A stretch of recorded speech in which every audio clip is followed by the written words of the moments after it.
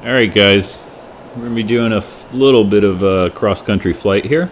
We're going to be flying from Dallas-Fort Worth to Orange County, California, John Wayne Airport. We're going to be flying in the ZIBO 737-800 here. So let's get inside the plane, get all set up. We're going to be doing a cold and dark startup here, so if you're interested how to do that, follow along, at least for the beginning of the video. Alright, let's jump inside, get ourselves started up here. Now first off, let's get ourselves on ground power. It is available. And we'll get all our switches set up here, so battery on. And closed, standby power to auto. And we turn our emergency lighting to armed. We'll go ahead and start our APU. If I can click it the right way. I usually hold that APU down for 3 to 5 seconds until I get the light indicator here.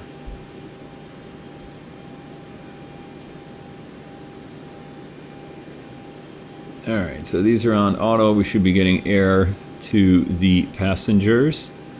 We'll go ahead and turn on our anti-collision lights, or beacon. We'll also turn on our nav lights to the ground standby position.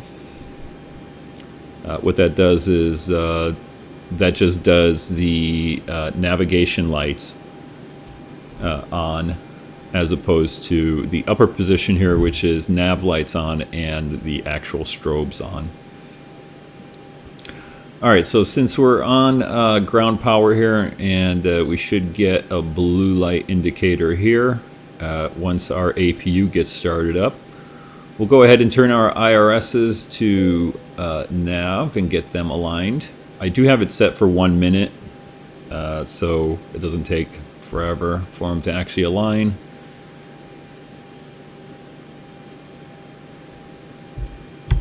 Alright, let's get back down here in the cockpit.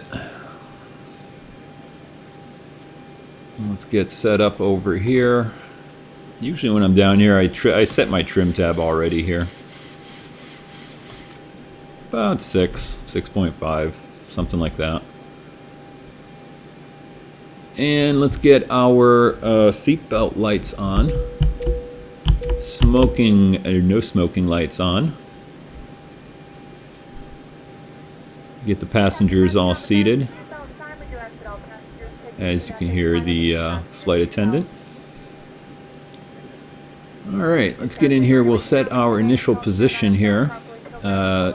Easiest thing that I found to do is just go over to the next page here, grab the GPS location, go back, drop it in here, and again, with the 1 minute wait, you can see we didn't have to wait like 7 minutes or whatever for this to come up. So IRS position is set. We can delete that. Yeah, I know our nav data is out of date. That's fine. Alright. So reference airport, we are at Dallas-Fort Worth. KDFW.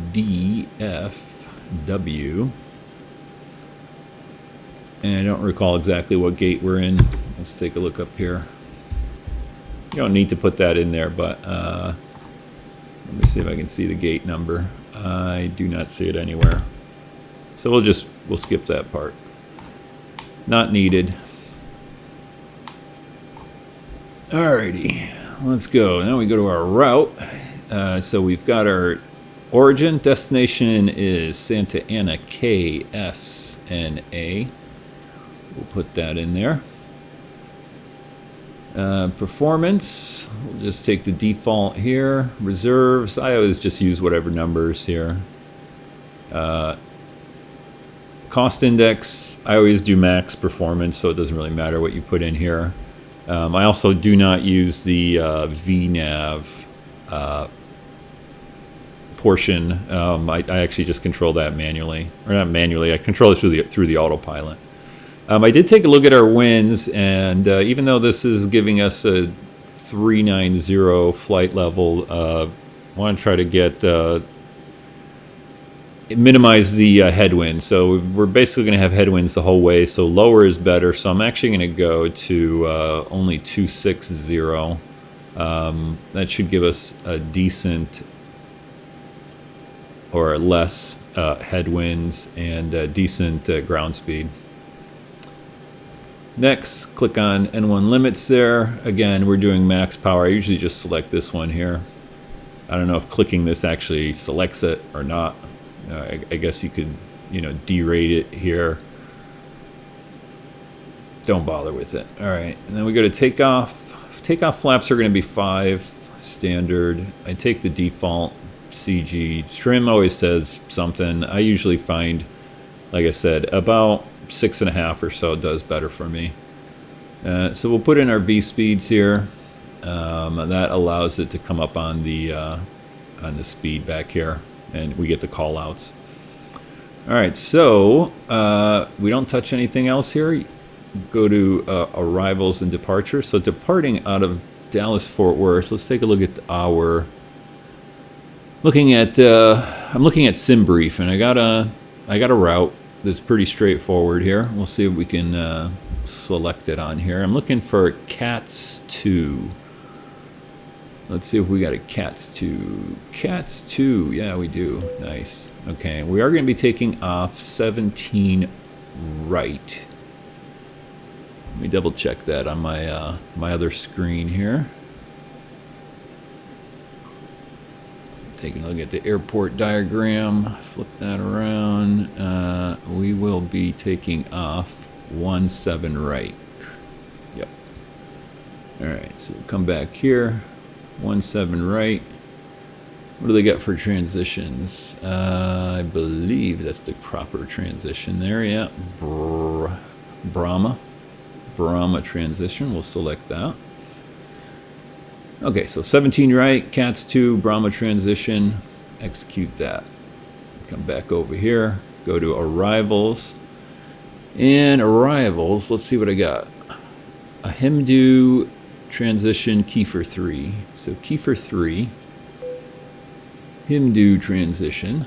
We got that. We will be arriving runway ILS 20 right. We'll take that. No SLA transition to that. We'll put some other stuff in there, hopefully. All right, that's that. Let's take a look at our legs here. Again, I'm not using the VNAV, so it really doesn't matter for our speed or altitude here. So let's see. What do we got? What's this look like? Runway 17, then we got an intersection we go to right here. You can take a look at the map. Yeah, so we're going to be taking off this way. So we're going to start down here, take off, go to this, what is that? Learn. Pick that up and cruise on out. Let's take a look a little bit farther here. See how that looks. And that takes us all the way to Brahma, right?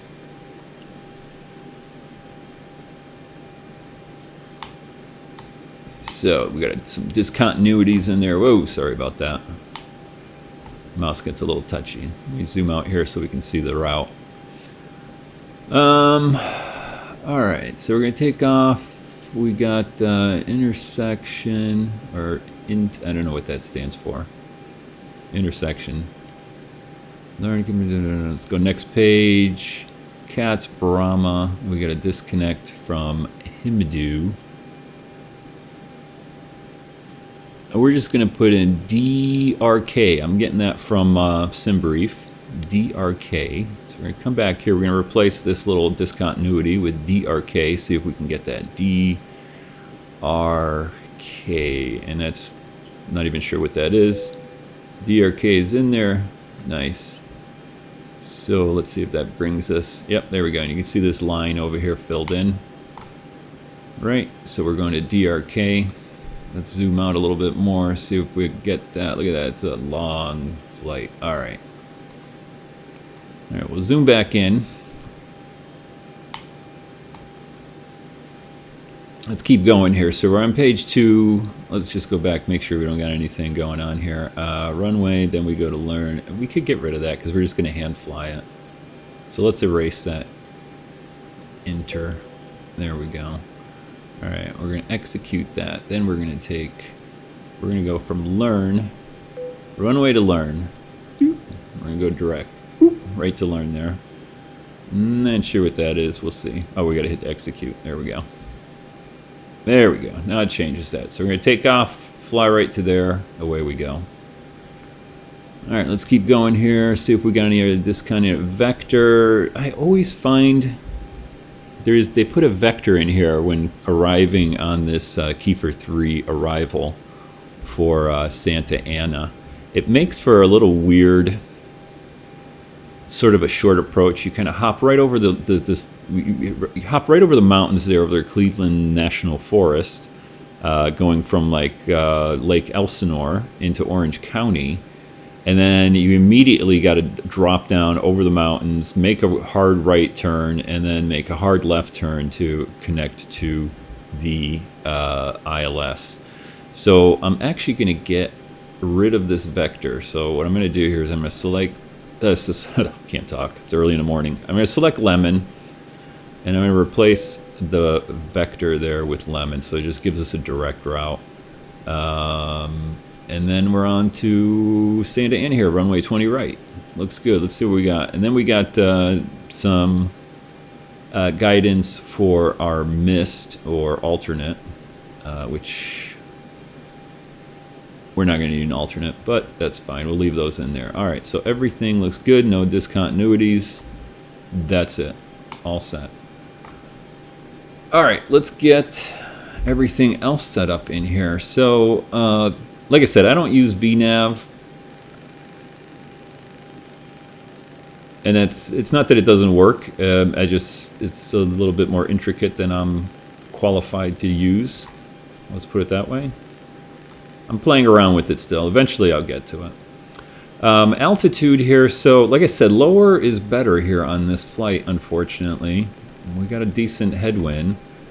Initially I was going to go at 28,000, but we're gonna try to go a little bit lower. We're going to go 26,000. That's pretty low, but should give us actually at least like maybe 40 or 50 knots difference between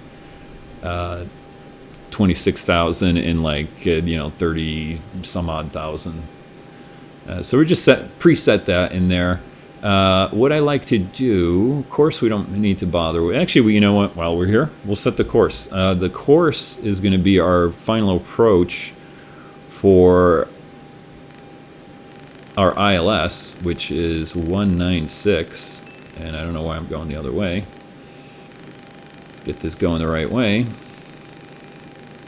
196 is the final approach course on the ILS into Orange County.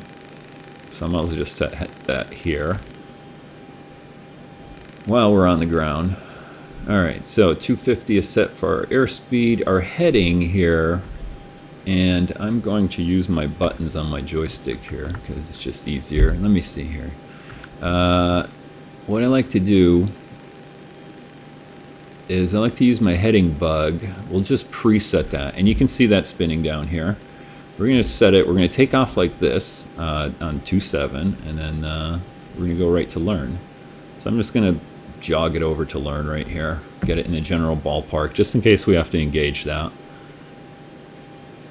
Alright, so that's set, our altitude is set. We need to get our ATIS. So let me go get my frequencies here. And I'm just going to take a look online for ATIS. So ATIS out of Dallas-Fort Worth, departures 135,925. All right, so let's go. Actually, we're just going to set this up right about here for our view. All right, let's take a look at our panel down here. What did I say? 135,925. There we go.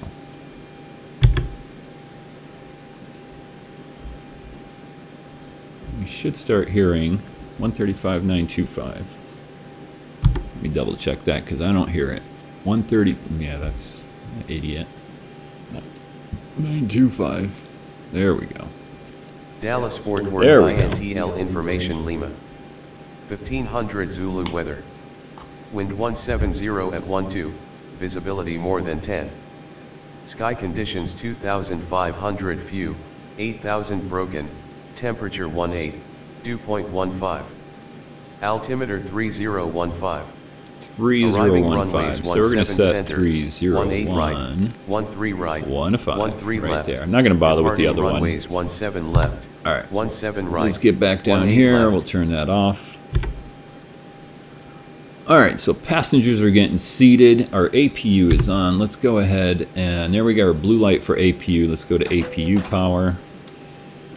Alrighty, and let's get ready for our pushback. So we'll call up Better Pushback plugin. Let me see, where are we? We are parked here and we need to go this way. So we're going to have him push us all the way back here. If I got this right. Alright, there we go. We'll Ground select cockpit. that. Plan acknowledged. Call me through the menu when you are ready. Alright, and while I'm looking over here, I like to have my panel lights on. This is just the back lights. So let's go over here. Let's put all our panel lights turned up. Get back down here. Turn this one on. Alright. I think we are ready to push back. I always think I'm going to forget something. Alright, we're ready to push back. We'll call the truck.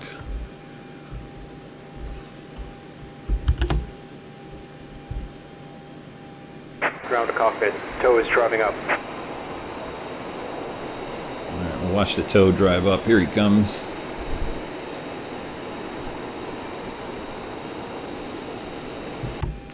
Get back in here, get ready to start our engines. So, let's see, basically just go down the side here. Go down through the panel. All right, we'll get our fuel pumps all on. Come on. Double check everything here. Cabin utilities, we will put all that on. Seat utilities, we're going to put that on for the passengers so they can start pushing their buttons and getting the flight attendants. Everything else is here. Smoking's on. Seatbelts are on. We will wait on that. We'll turn our electrical pumps on.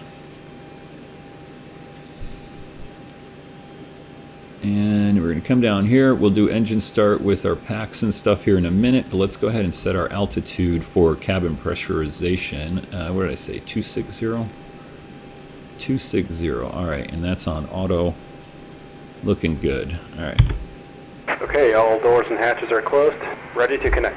Set parking brake. Alright, parking brake on.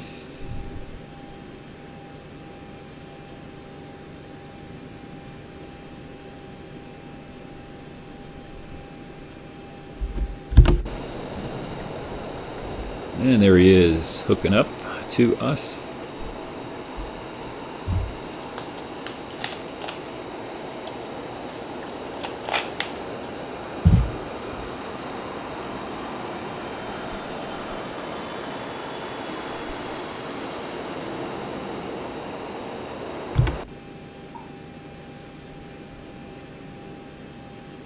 Takes just a minute for him to hook up and then start pushing us back. You can see he's raising up our nose gear a little bit. He's going to start pushing us back. He'll ask for the brakes to come off and we can start getting pushback and engine start. Tow connected and bypass pin inserted. Release parking brake. Parking brake off. Starting pushback. And you may start engines. Alright, we're going to go ahead and start both engines at the same time. So we came down here, we did all this. Fans are going to stay on, packs left and right off. APU bleed is on, which we should have had on before. And we will put our left and right bleed on. Okay, packs are off. Oop, wrong way. Turn left and right, engine starters on. And we should start spooling up over here.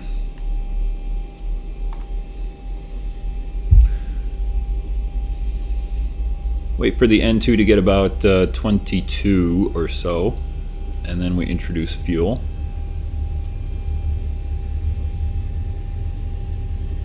And there's 20, 21, 22. Let's drop some fuel into both engines, and then we'll go outside and watch them start up.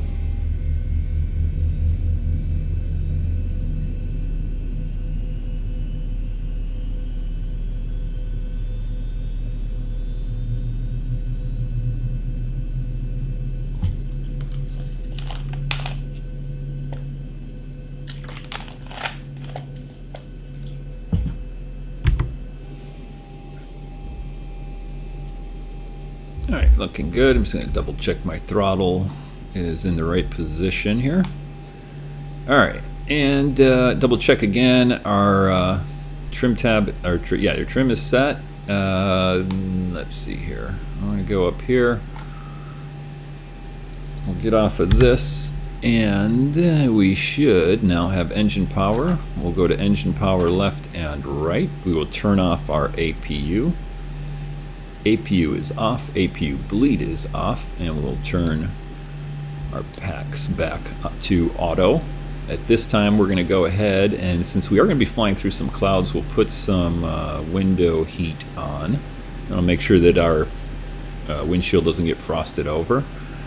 Probe heat for our pitot tubes are all on now. And we'll put our yaw dampener on. No orange lights up here. I think we're ready to go. Just do a quick scan through here, make sure everything is good. Auto and auto and auto and auto and auto, and APU off, engine left and right, bleed on. Alright, looking good. Alright, we'll get rid of the master, double check it. Master caution there. You can click on this to basically do a check, and everything should illuminate, and when you release it, if there's still any kind of caution alert, it'll stay lit up. And then you hit the master caution. Operation complete. Set parking brake.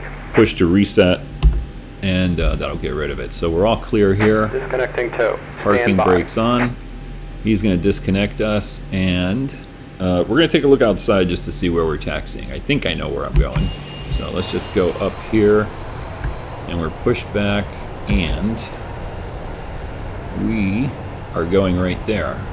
So we're going to taxi around this way. Lots of taxi. Look at this giant apron. Wow. And we're going right over there. 17 right. Alright, we'll disconnect from the tow. Take a look at him. There he goes. Goodbye.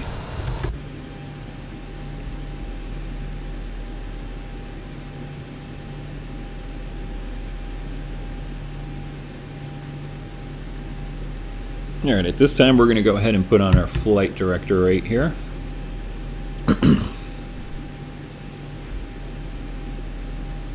Tow is disconnected and bypass pin has been removed. Hand signal on the left. We'll see you next time, and have a safe flight. Thank you very much. Alright, so it looked like we're going to go, let's go take a look at this taxi again. This is kind of weird. Let me see. Alright, so yeah, we go around. No, actually we're going down here. That's it. I thought that was a little weird. So we're going to go, yeah, that is runway 17, right? Or is that a taxiway? No. No, I had this right. Yeah, that is 17. Okay, so we're going to taxi to the right of this thing, and then cut across and go all the way to the runway there. Alright, that looks good. Yeah, there you can see our alignment on our runway here. Alright, so parking brake off, and let's start to taxi. Bring the throttles up.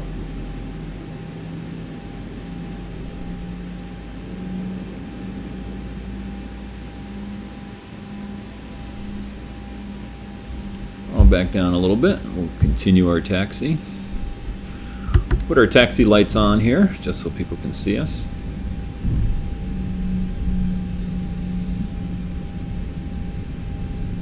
Alright, and while we're taxiing, we'll put our flaps to takeoff position, which is 5 degrees. We will get our logo light on.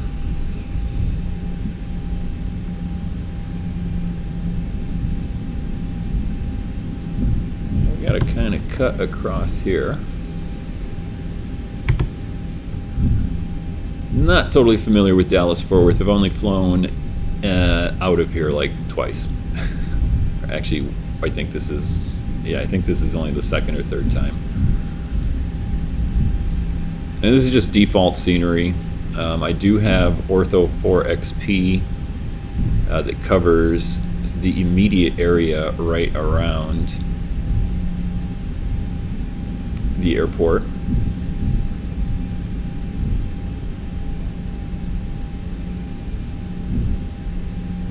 And then we got this giant apron here. We're going to cut across the heliport landing area right here. I guess I should have taken a right there. Not a big deal, no airplanes right here. Throttle back just a little bit here.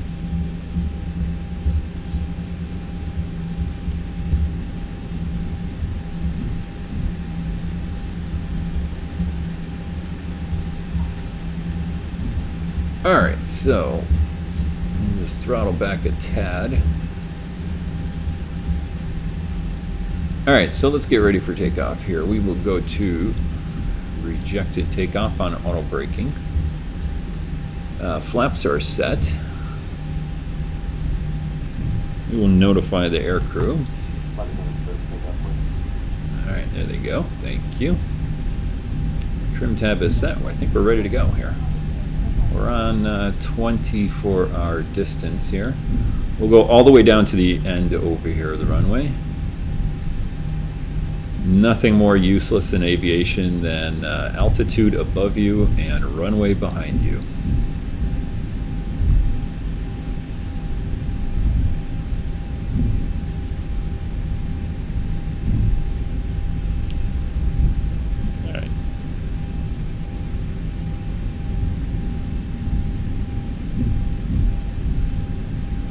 Alright, we'll put our strobes on, landing lights on, taxi lights off.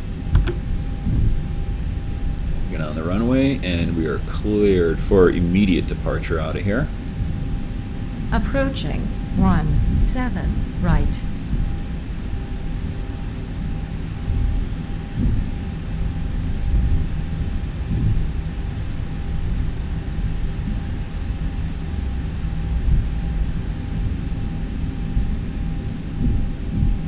So our flight time today is going to be about 3.5 hours. We'll see if we can get it a little bit shorter with the winds. We'll adjust our altitude as needed. All right, we're ready for departure here. So we're lined up pretty much. We will throttle up to just about 60–70%. We should have a direct headwind here pretty much. All right. And full power for takeoff.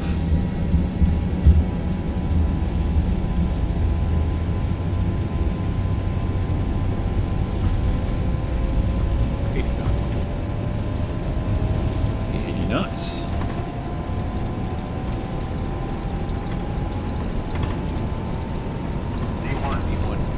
E1, and we're rotating. We're up, got a positive rate. Gear up.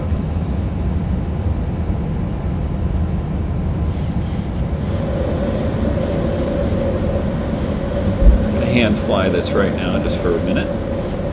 Go up 1 notch of flaps.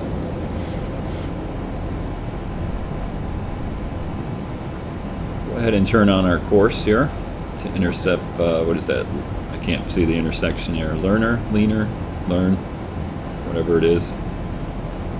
Head right for it.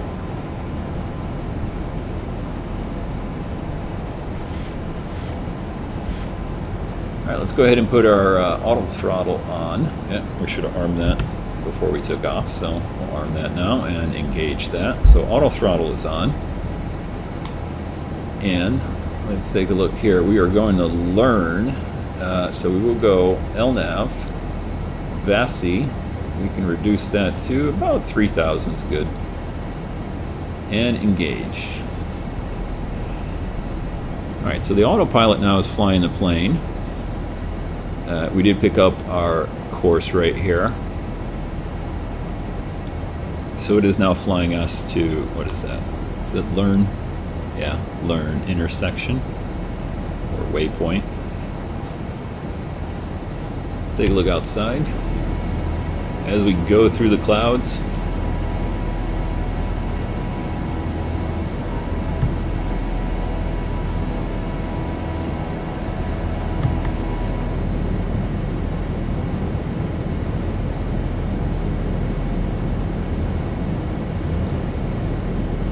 just coming out of that cloud layer there.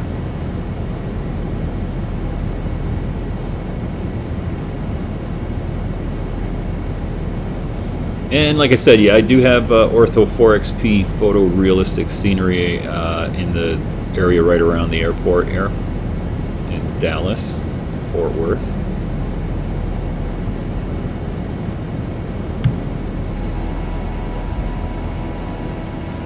Looking very nice. Let's get the rest of our flaps up.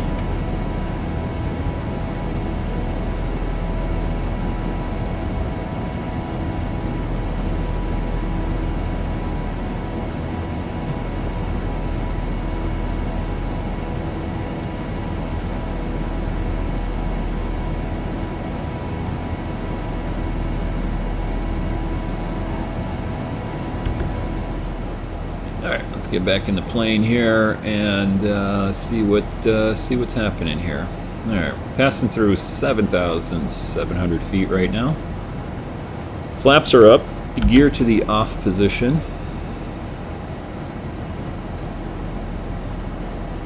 Autopilot's holding us at 250 knots, or auto throttle, and autopilot's climbing us to 2,600 feet. Go ahead and reduce our rate of climb a little bit here. We'll start getting sped up a bit. And since we're only going up to 26,000, we don't need to climb super max. And we're going to want to start speeding up, get on our course here.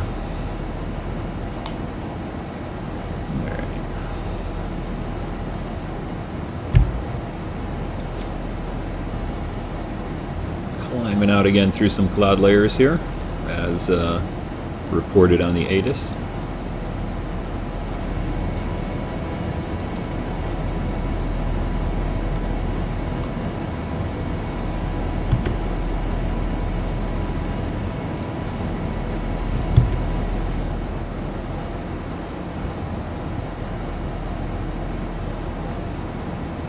Alrighty, well, we're at 10,000 feet, so landing lights will go off. We can turn our logo off. We don't need that on. Wing lights also. I think I might have had them on. Let's go ahead and zoom out on our course here. And we are going to start speeding up here, so let's go ahead and get up to about 310 before we switch over. And as soon as we get it finished with this turn, I think we should be able to have a nice smooth flight. We'll take the seat belts off after that.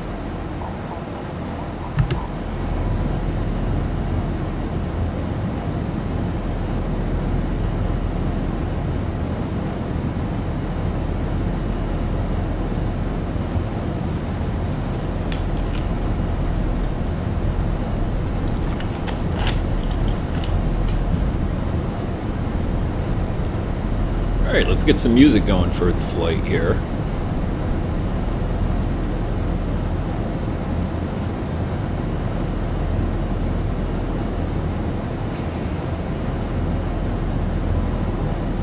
Hopefully it's not too loud.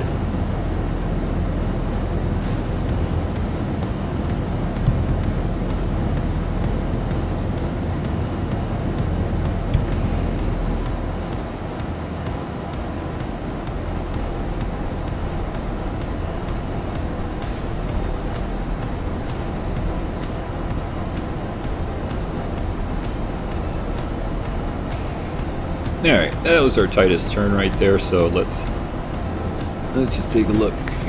Pretty much straight shot through our standard instrument departure here.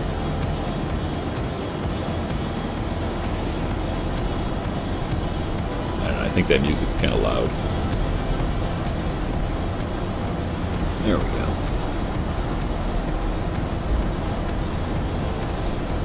Yeah, I'm just going to check the sound levels here.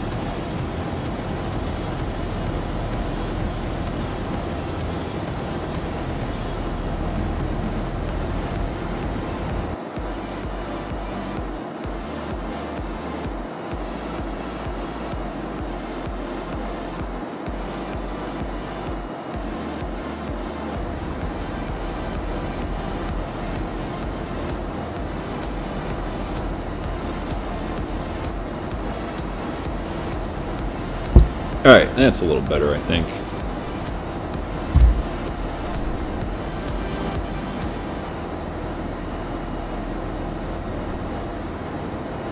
Alright, let's go ahead, and we're coming up to, what, 16,000 feet almost. We'll switch over to our Mach indicator here and start cranking that up. Yeah.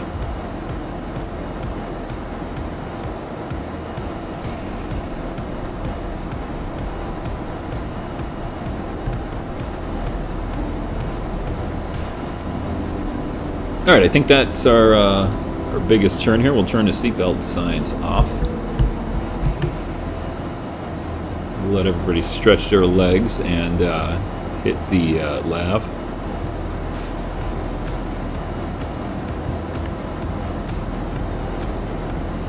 A lot of cloud cover over here. Unfortunately, can't see all that ORTHO4XP that I've got. And like I said, I only got like the 2 sections around Dallas-Fort Worth with ORTHO4XP, and then we lose it until we get to about Phoenix, Arizona, someplace. I've got most of Arizona, other than the very far eastern portion of it, done with ORTHO4XP.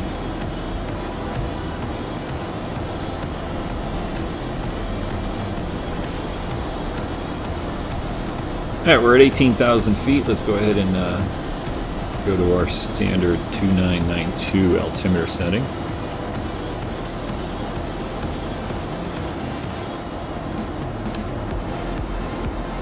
And again, it's a pretty slow climb, but I keep the speed up as fast as we can. We should be able to get, let's see, what are we going up to? 26,000. We should get at least 0.8, 0.81. Let's take a look at our progress here. We'll see what time we actually get in. So hit the progress button here.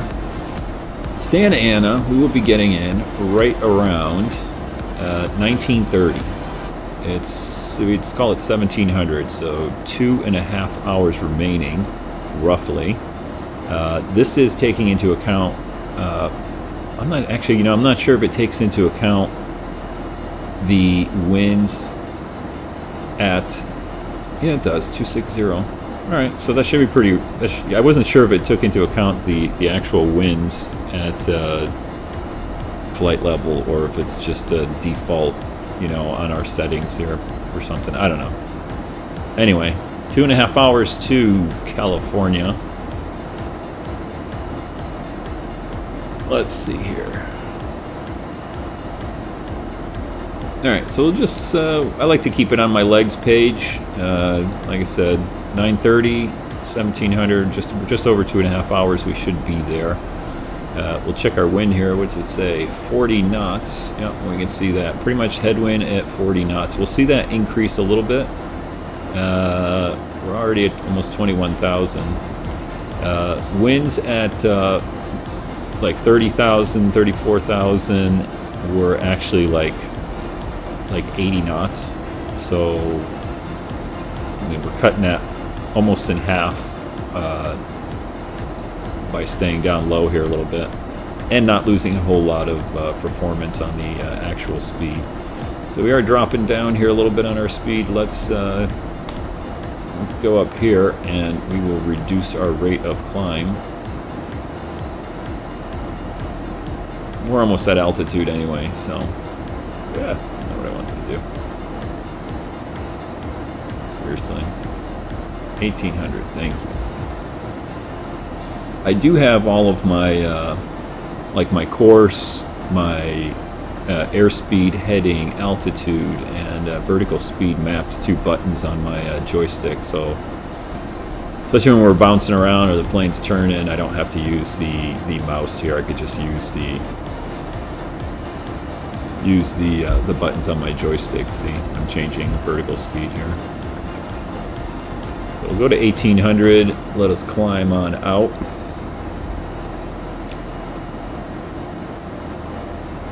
I'll reset this guy too. There we go. Still got some clouds.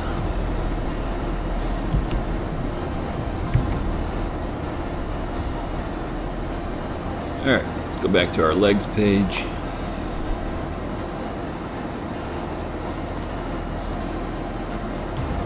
And like I said, we'll get our speed up here. Let's see, let's keep going up. We should be able to get, I'm hoping at least 8.1.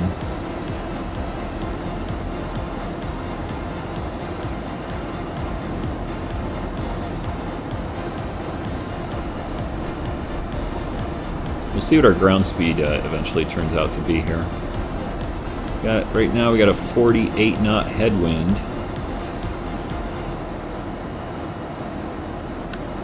There's 80. Come on. And what I'm doing is, you know, if you're new, I'm increasing our speed that the auto throttle and autopilot is holding. I'm keeping an eye on this right here. Red line for your speed here. This is changes with your altitude, so as we're climbing, this one keeps going up and up. The red kind of disappears a little bit, so we can probably go to 8.1, and barring any sudden, you know, wind shifts or anything like that, we shouldn't overspeed here. And as I increase this, you can see our little indicator, little purple arrow here. That's our target airspeed. So we are coming up to our altitude. You can see we went off of VASI, went into the altitude hold. Here's our altitude indicator,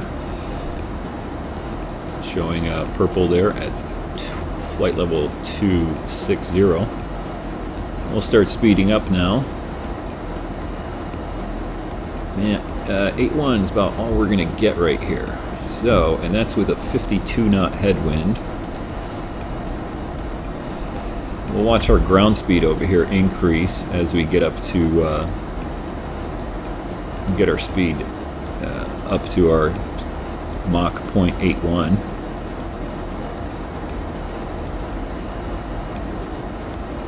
I think we're maxed out on our view here. No, one more. There we go.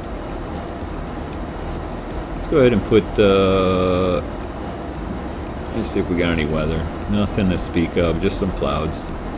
Take our weather off, and we will put on airports. A little bit of reference here.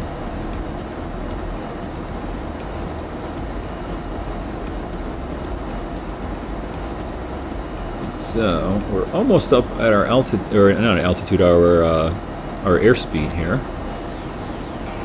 It's like 429 on our ground speed right here.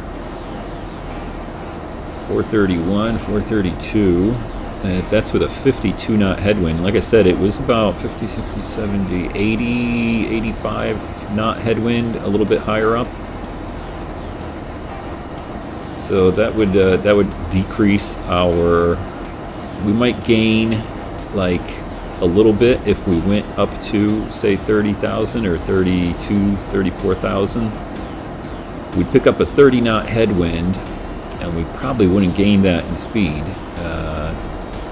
Don't remember my math here, but we could probably get up to Mach 0.83 or 4. 3 probably, which doesn't gain us a whole heck of a lot, I think, in our ground speed.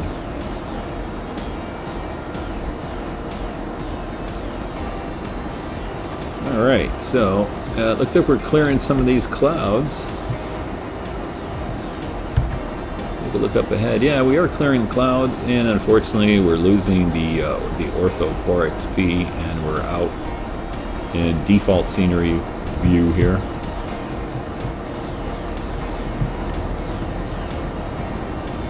Yeah, a little funkiness right here with X-Plane. Doing some weird stuff with the clouds right there. Does that sometimes. Look out this side. Alright, let's take a double check in the cockpit here at cruise right now. Make sure everything looks good. We're on our course.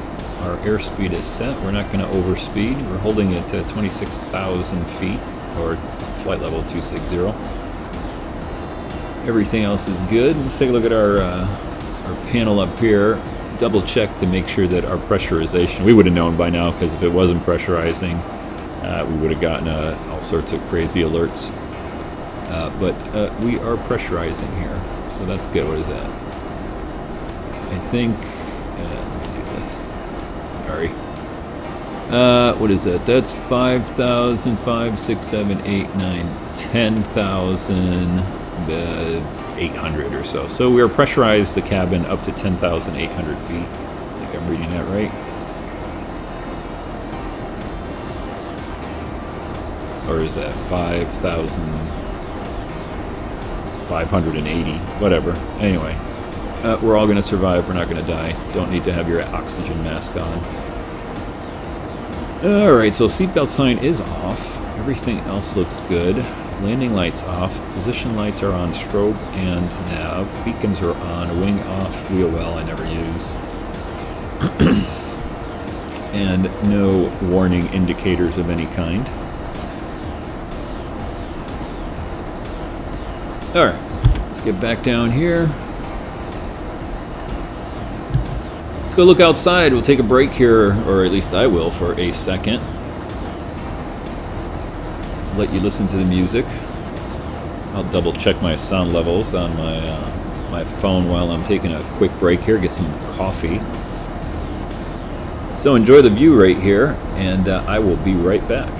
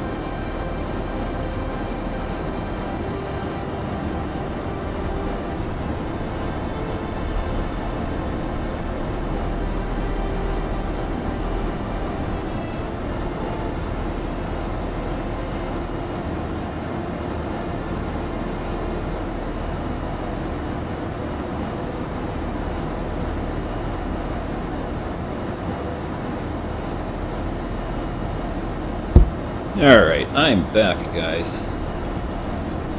Check the sound levels again, and it sounds really loud, doesn't it? It's so hard to get these sounds just right. I don't know, at least it does when I'm looking at it, the stream from my phone. So I'm going to just turn down the sound there a little bit so we can hear the music instead.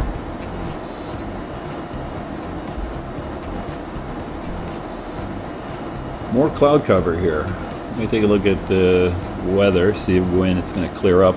This is the real world weather, so whatever we got in the real world, that's what we're getting. Supposedly. I'm on my other monitor here just checking the weather. What do I got to do? Look at weather. I'm going to take a look at the satellite picture.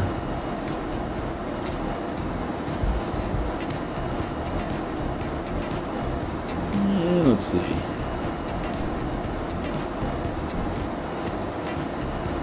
So yeah, we should have some clouds here as we pass into New Mexico.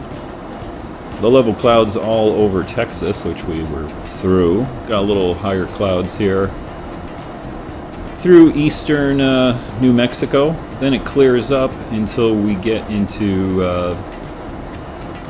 western Arizona. We get some more cloud cover through western Arizona and into California. Hopefully not too bad on the simulator, so we can take a look at that ORTHO4XP. Maybe we'll see the Grand Canyon.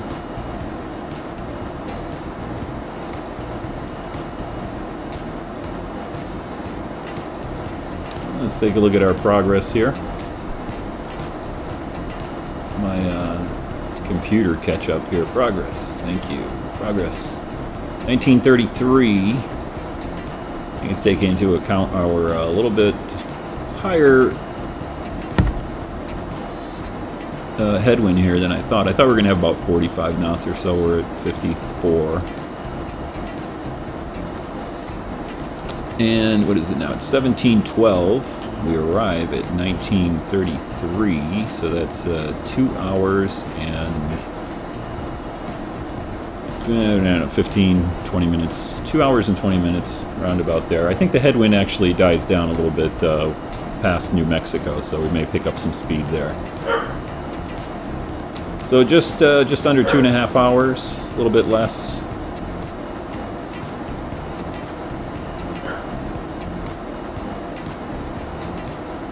The dog wants to get there faster. Don't know if you can hear him barking in the background. That's the co-pilot.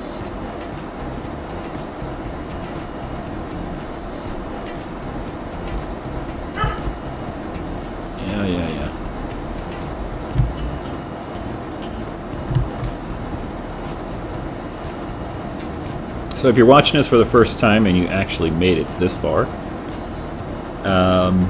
we are flying the ZIBO 737-800 mod.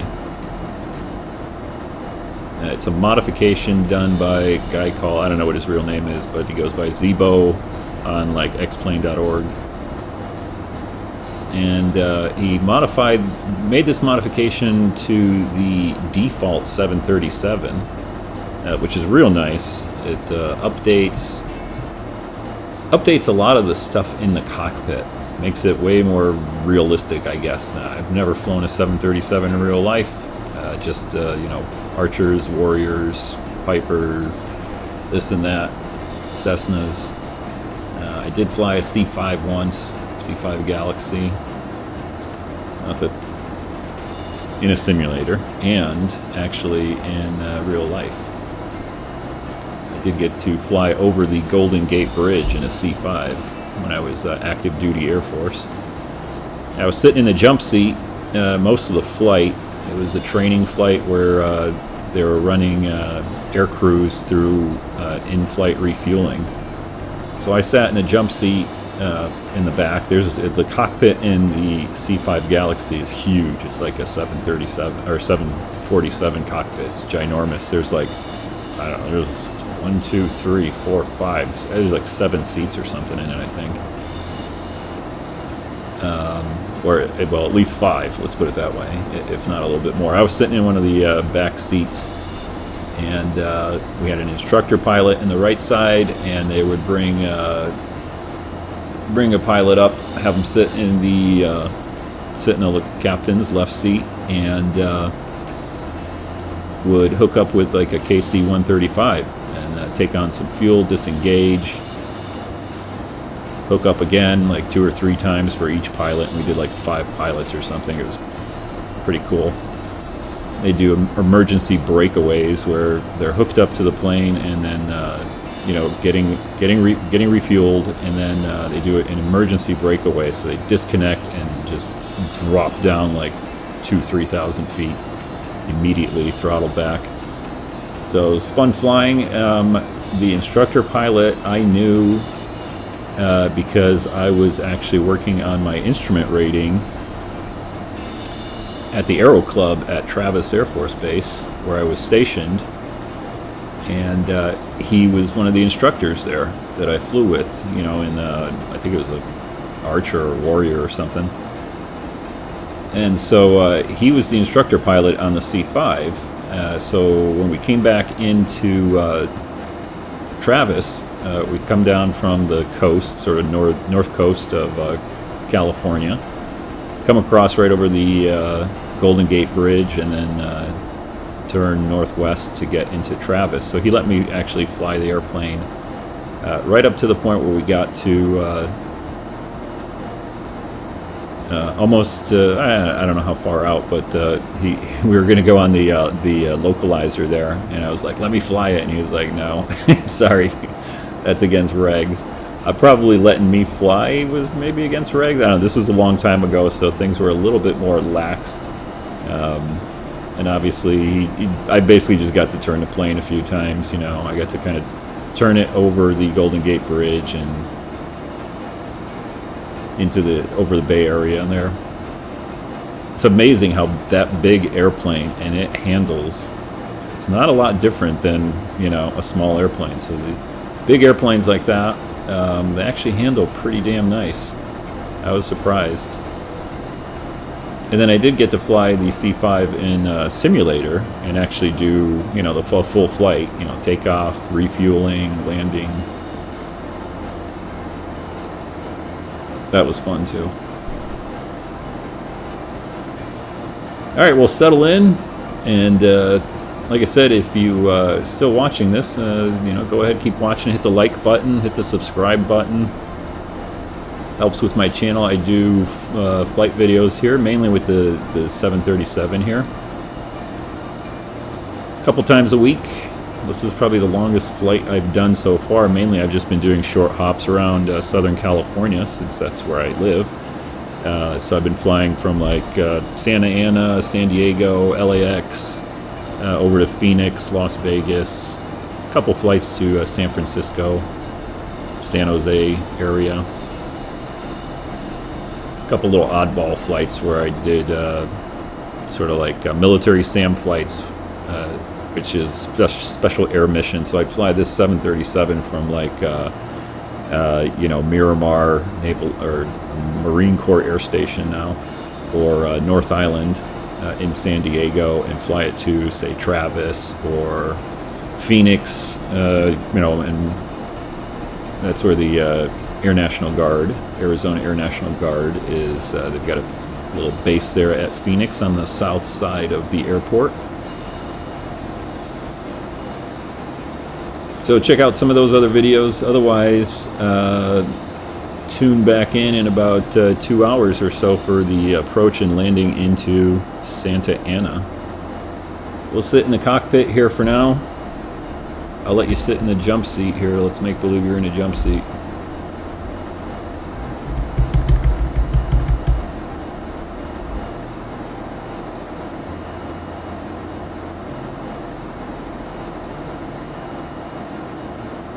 And I'll take another quick break here. Go do a bathroom break. Maybe walk the dog really quick. He's got to go out. Actually, let's look the window view. These clouds. Unfortunately, like I said, I get these clouds here. Let's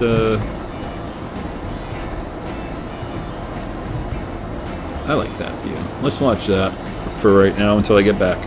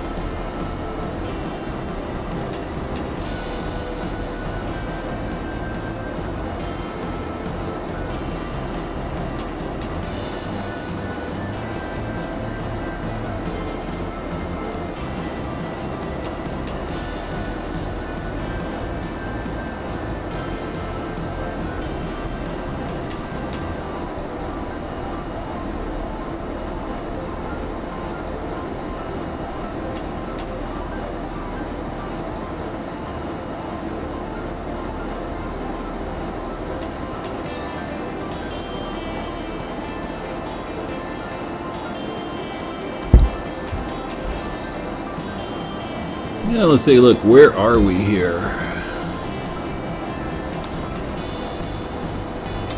I'll have to start using like VATSIM so we can, I guess, follow the flight along. What are we, about 80 miles out of whatever this is? Can't tell what that is under the line. LLN. Let's see what KLLN is.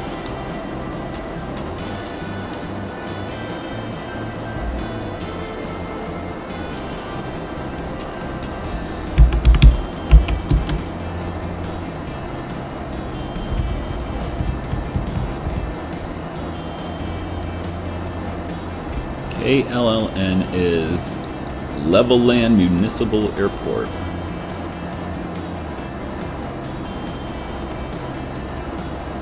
Where is that? Texas still. Levelland, Texas. So we're just about 70 miles or so out of Levelland, Texas.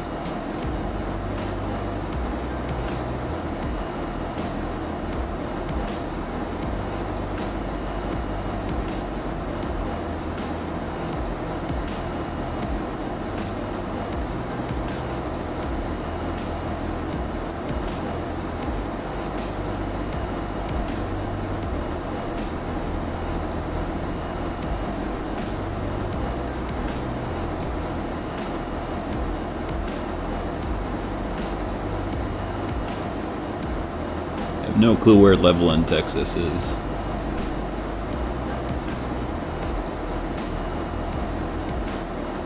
I think it's close to the New Mexico border. Let me see, we're going to pass just to the north of it.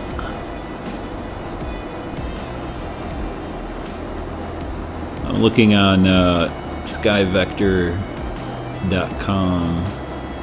Looking at my map here, trying to find Levelland. What else we got around there? L30 something.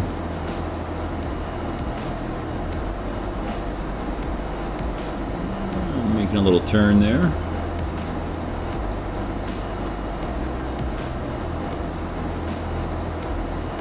What was it again? KLLN.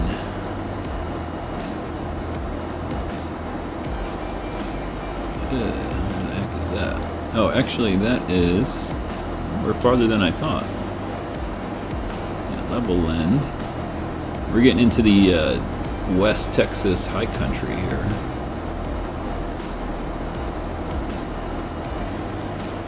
Just past that is the New Mexico border. We're supposed to get some clearing there once we get into New Mexico, I think.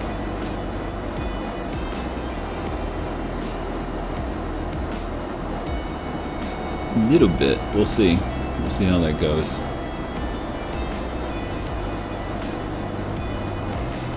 What's the big city right around there? That is Lubbock. Lubbock, Texas.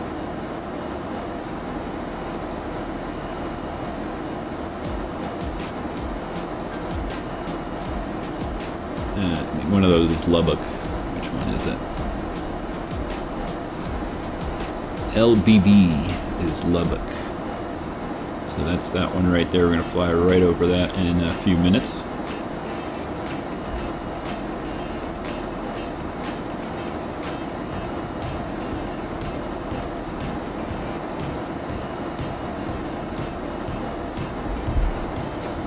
So that would give us, oh, we're about just over a third of the way done here.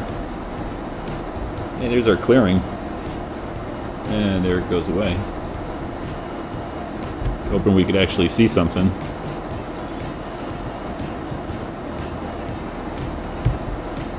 How's our headwind? 54 knots still.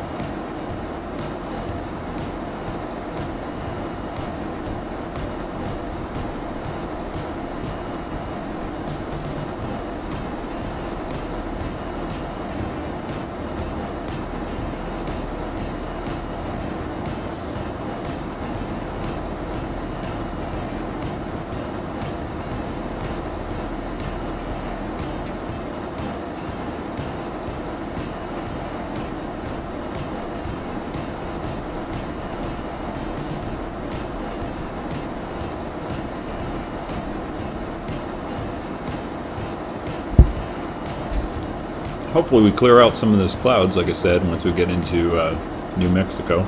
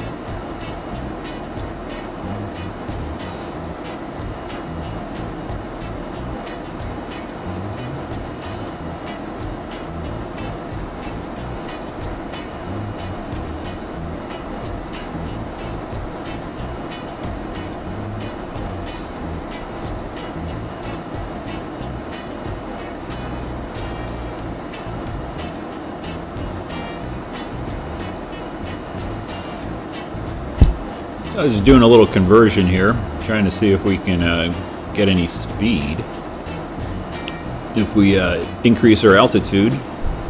So if we go up a little bit higher, we could probably get up to Mach 0.83. That'll gain us 0.02 Mach, which unfortunately is only about 13 knots. And in order to do that, we'd have to go to about 28 to 30,000 feet. And we're not going to gain 13 knots in headwind savings. Like I said, it's 54 here at flight level 260. And it's forecasted to be about 80-ish. So we're kind of at our max ground speed here at 434 at flight level 260. Now, if we were flying the other way, if we were flying east, that would have been great, but flying west is always always got some headwind to deal with, more so than flying east.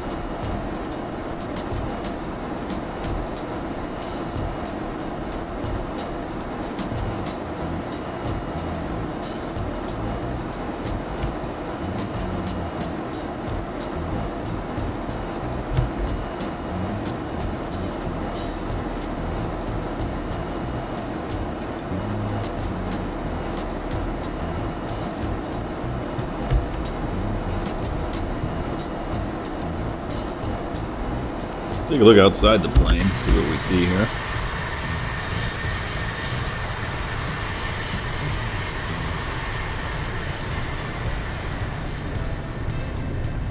Yeah, a lot of clouds still ahead of us.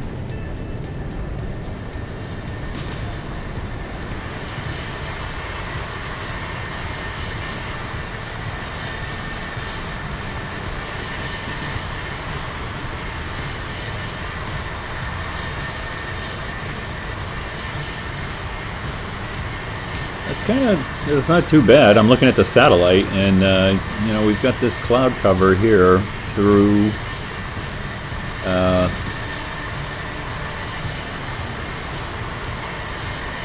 western Texas, eastern New Mexico, exited that we should, you know, if it follows real world weather, we should lose some of this cloud cover right around, you know, just before hitting Albuquerque, central New Mexico.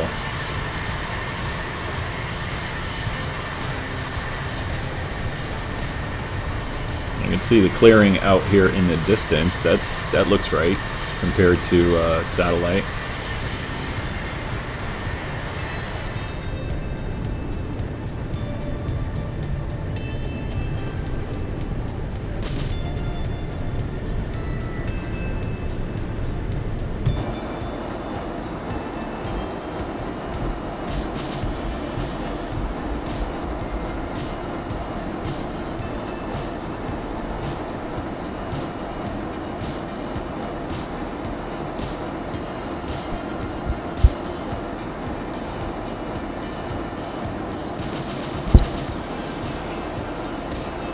Just checking. My mic seems to pick up a lot of noise. Don't know if you're hearing all that.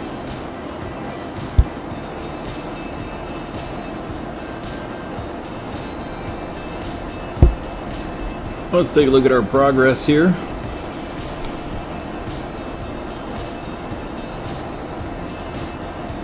Still at 1933. So just under 2 hours to go here.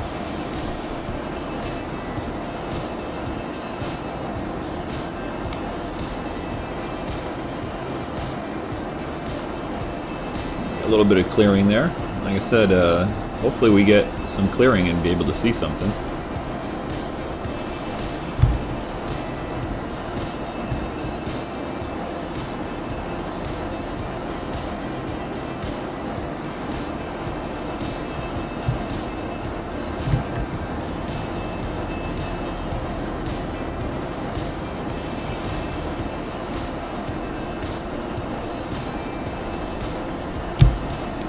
Let's see what else we can do. Can we call the flight attendant up here? How do we call the flight attendant up here? I need a coffee. Let's see.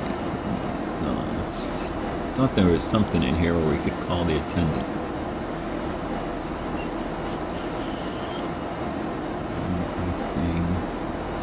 Here we attend. Hey. I need my coffee.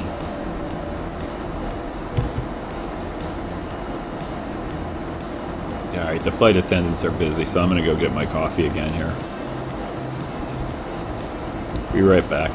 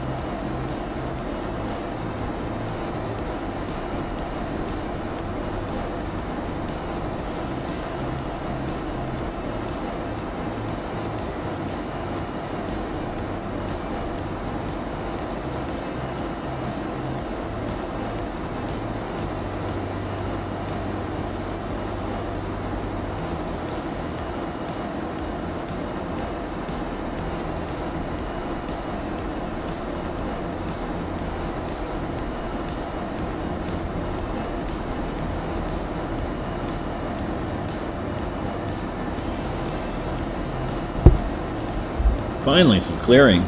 Although this is not ORTHO4XP, this is the default scenery for X-Plane 11.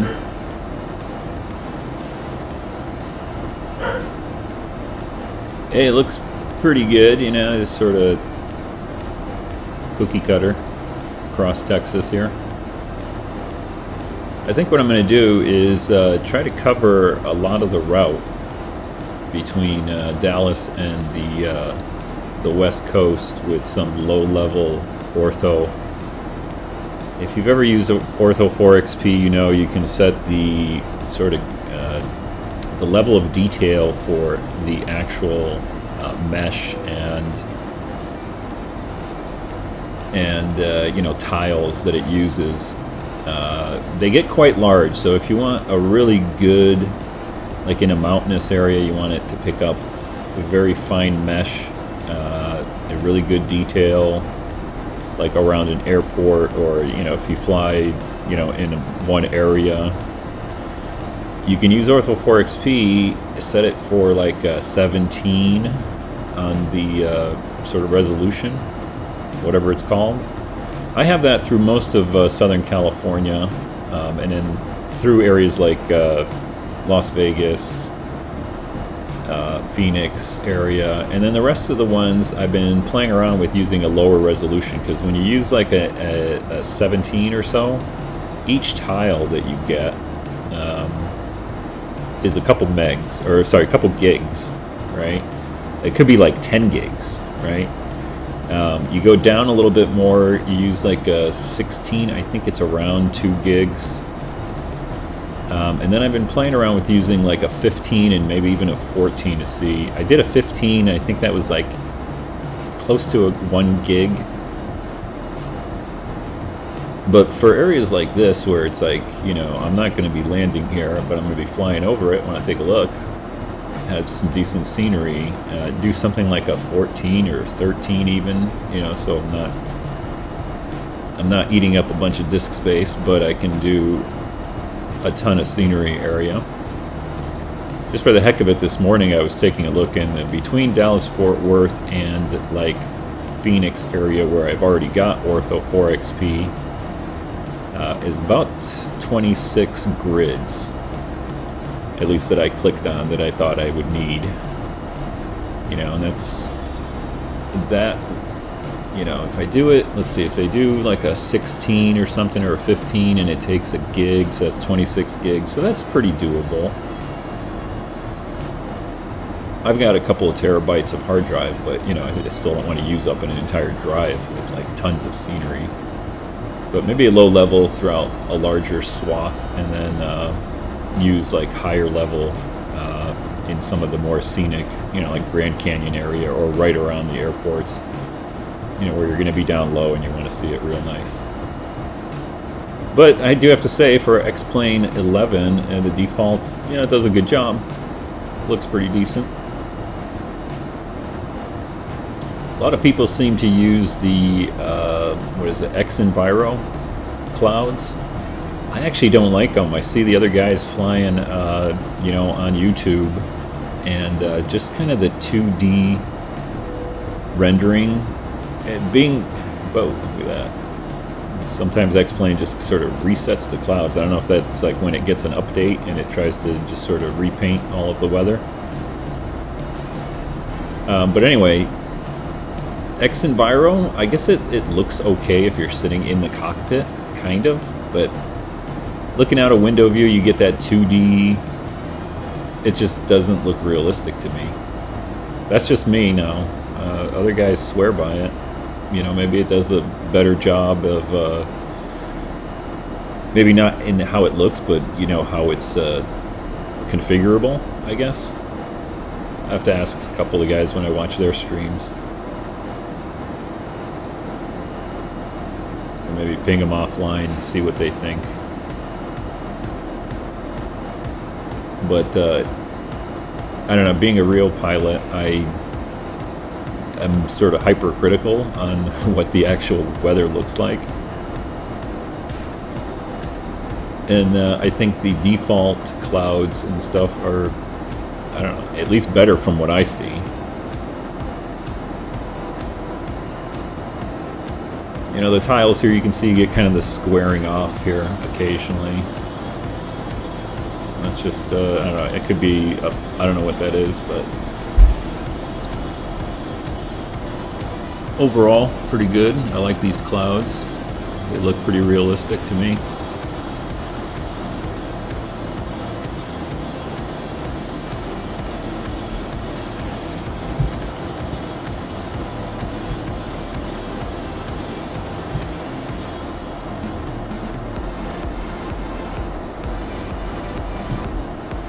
Let's take a look at our route here. There we go. Alright, I'm maxed out here. I don't even know what that is. Is that 640 mile resolution? Or setting, whatever you want to call it. So we're 320 miles out of this point. What's that? That's 150, 160 miles, plus another 160 miles just to get to our standard arrival point here. Close to it. Let's see, does this thing give us a distance? I don't even know. Yeah, 720, and that's altitude. Oh, time to, what is TGT?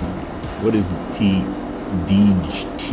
Oh, man, I didn't get that much coffee anymore. All right, time to something.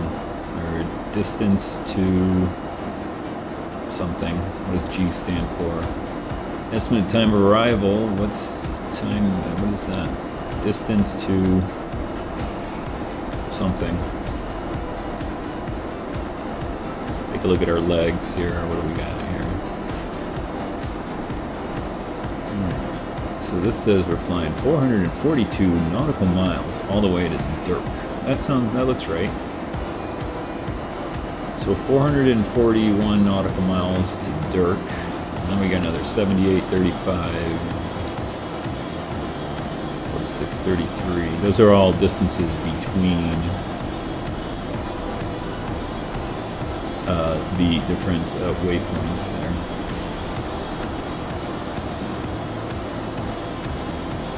So one there, runway, and then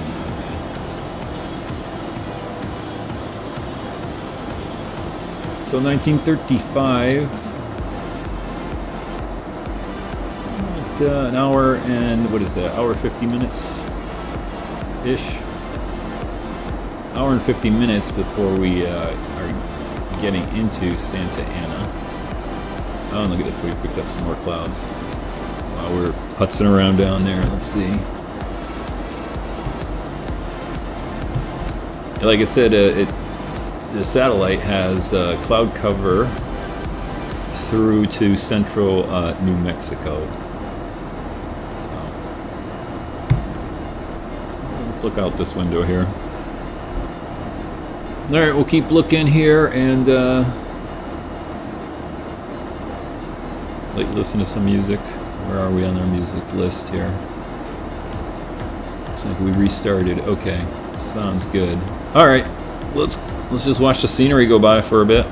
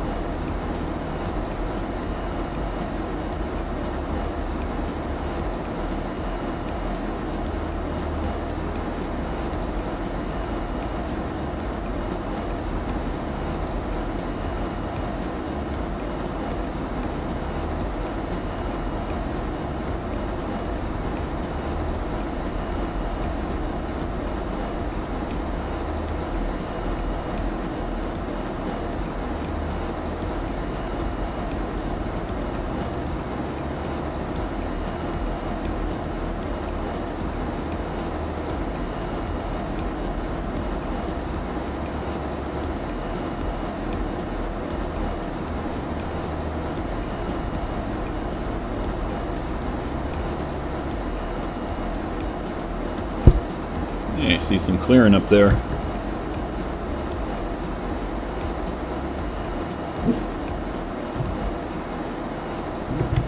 Wrong button.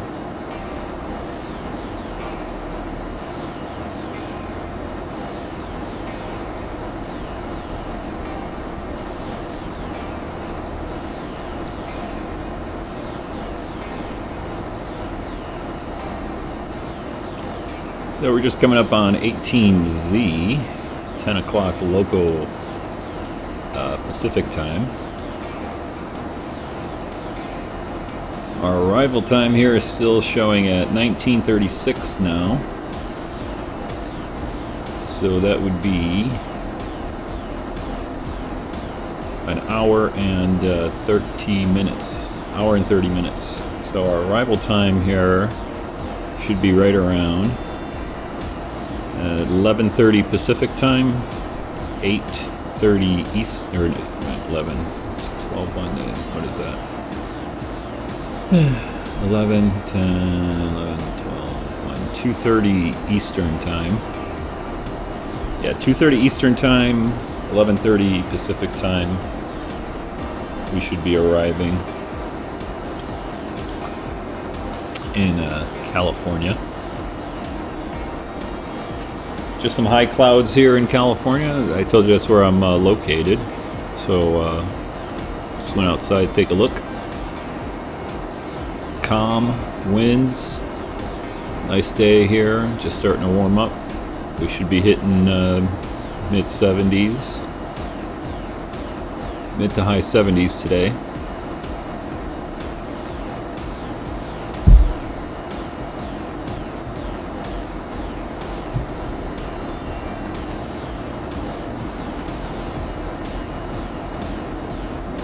So welcome to New Mexico. Default scenery, like I said earlier in the video.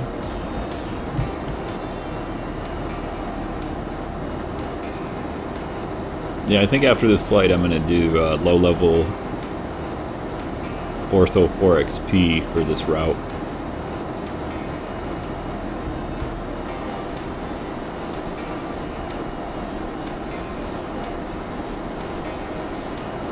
Let's take a look. Let's see where we are at. See if we're next to anything. No airports at all. Wow. What do we got? No stations either. Or actually, wait a minute. I gotta zoom in a little bit. There we go.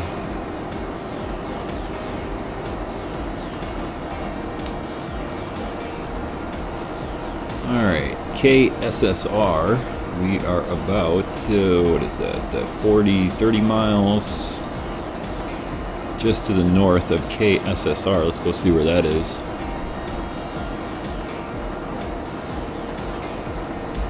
KSSR or SRR.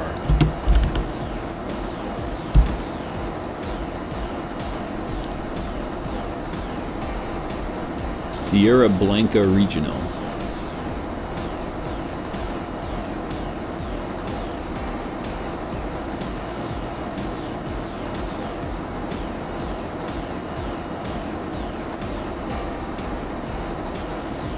So we are just, what is that? That's Roswell, New Mexico down here.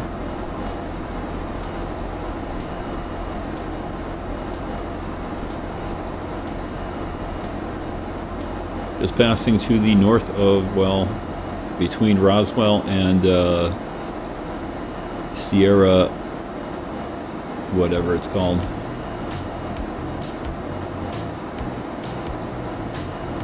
Sierra Blanca Regional. Let's take a look outside, see if we see Roswell. Someplace under the clouds, I guess, back here.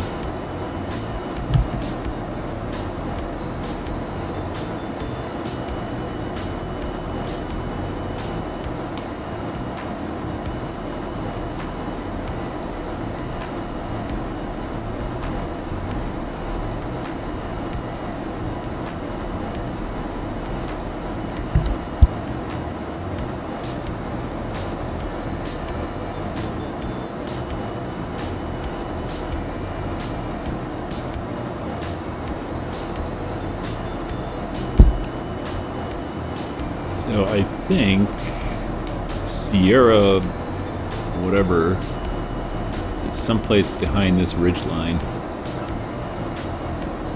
Yep, got a phone call, stand by.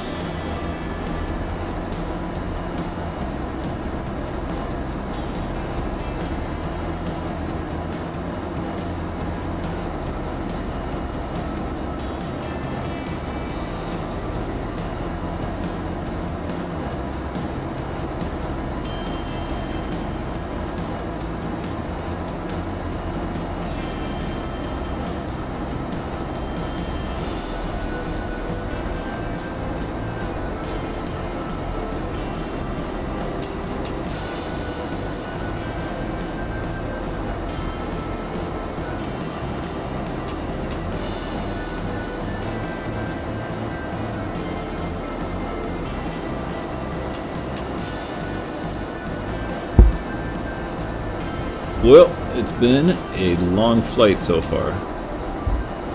This is kind of why I usually was just doing short hops, you know, hour and 20 minutes or something like that. This is one of the longer ones, you know, roughly 3 hours or so total time. You know, 1940 now. This thing keeps creeping up. What is that? That is an hour and a half still, right? Think about that.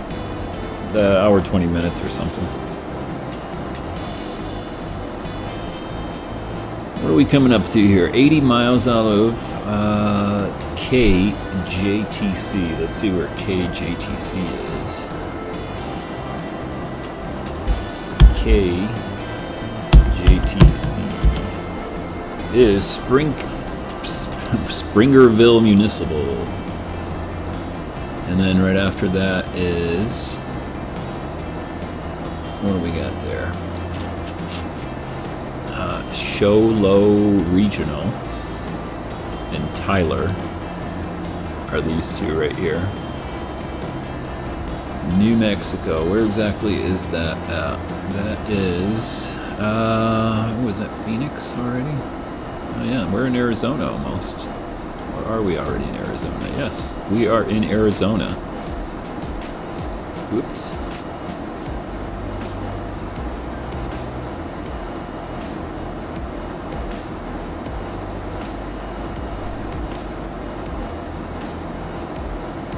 Either that or we're just getting into Arizona.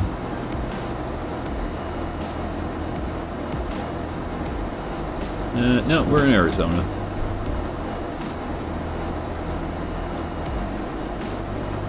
Yeah, we're just crossing over Arizona because, what is this? St. John's is kind of right on the border. St. John's is SJN. SJN, so I think we already passed that. SJN. Yeah, so we are in Arizona now. And then our flight is going to take us actually pretty close to the Grand Canyon. Well, south of the Grand Canyon, sorry about that. But we will hit some ORTHO4XP scenery here, hopefully, in a little bit. Like I said, I have pretty much everything from like Phoenix up to the Grand Canyon, Las Vegas, and pretty much everything else on the route done in ORTHO4XP.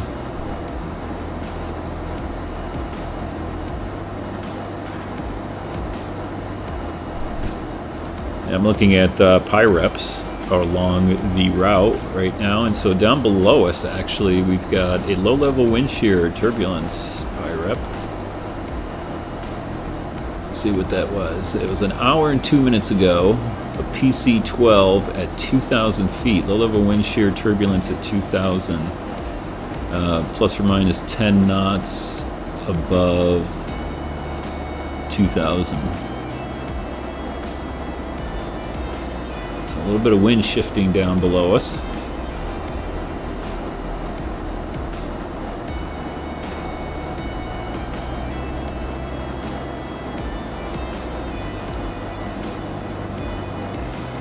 Let's see. I'm looking at Sky Vector, just taking a look to see what we can take a look at. Turbulent. Yeah, I know, dog. All right, so we got a little bit of turbulence here. Moderate turbulence. What is that?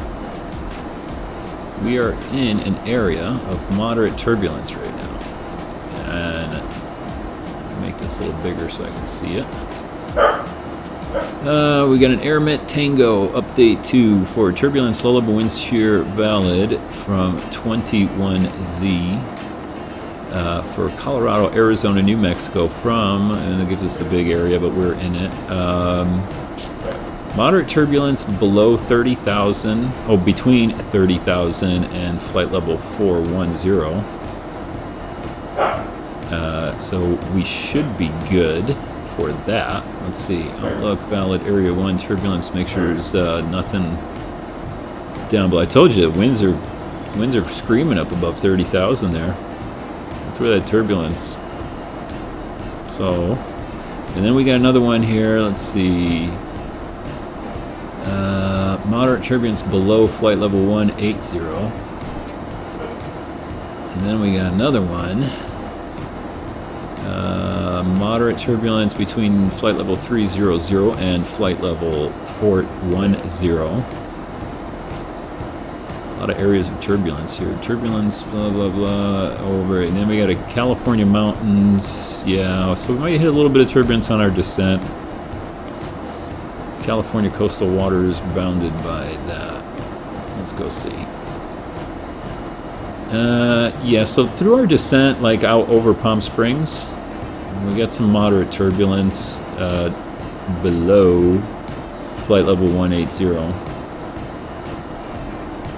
So we'll make sure we put the seatbelt sign on once we start getting into California, just in case we hit a little bit of that. Like I said, it's pretty clear out here, just some high clouds off to the east.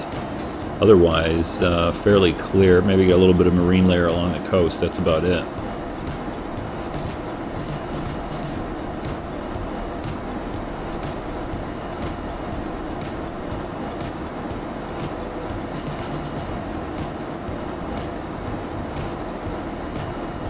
Otherwise, I think we picked a good altitude here. 260. Pretty smooth ride so far.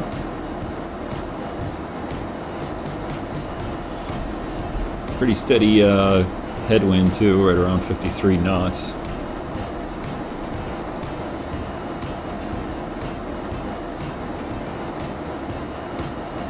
So we are in, I guess, kind of north, central, eastern Arizona. Oh, come on. Computer's choking a little bit right there.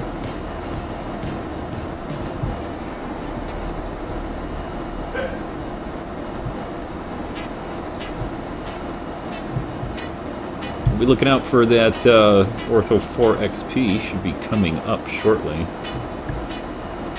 Let's take a look out here. That might be the beginning of it, that little line right there.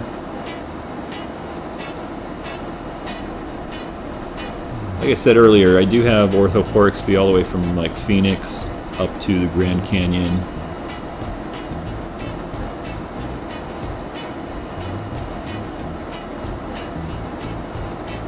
And I will be doing the remainder of this route for the next time I fly it.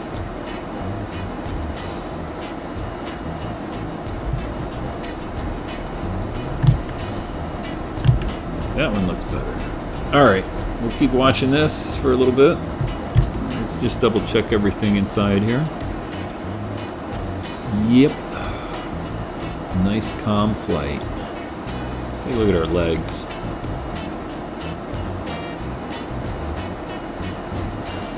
Dirk.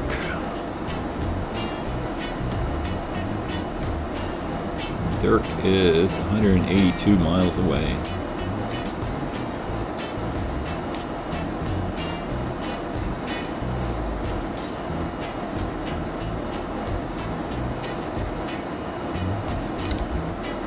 Alright, enjoy the music. Yeah, I think I'm going to turn it up. I don't know how loud it is.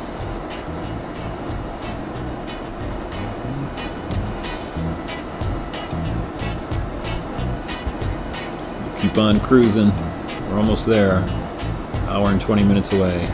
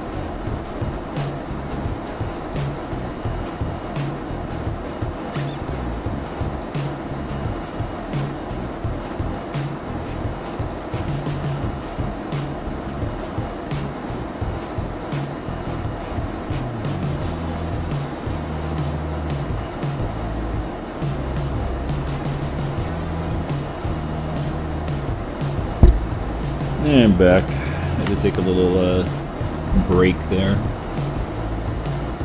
So, where are we at?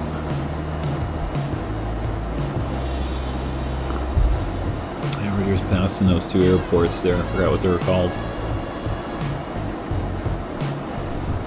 Picked up a little bit more headwind though. We're at 62, 63 knots here now instead of 50. But we are missing the moderate turbulence below us and above us. So giving the passengers a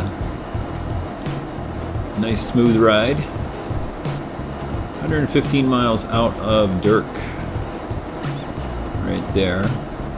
Let's go all the way out here. Yeah, Dirk. I don't even remember where Dirk was. Let's see. Is this the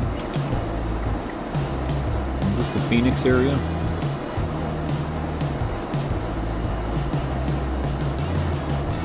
Yeah, Phoenix. There's Phoenix. Or I guess that one's Phoenix. That's Scottsdale.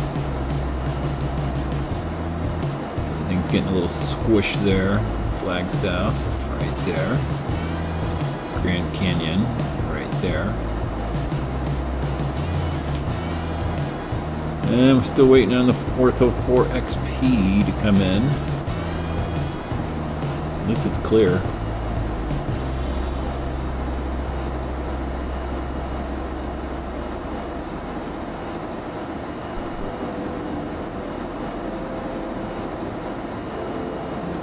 We're bouncing around a little bit here. I would call this not even light chop, but definitely got the headwind here causing us to roll in a little bit. I'm tired. Just get there, man.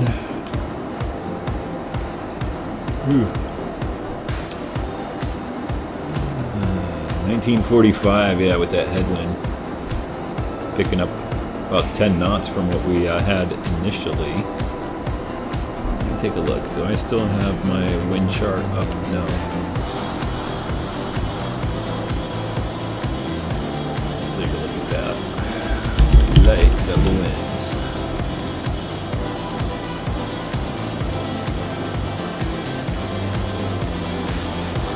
Alright, flight level winds at, what are we at? The 240 is the closest I got here on the wind chart. Let me turn this music down a little bit. It's a little loud, huh?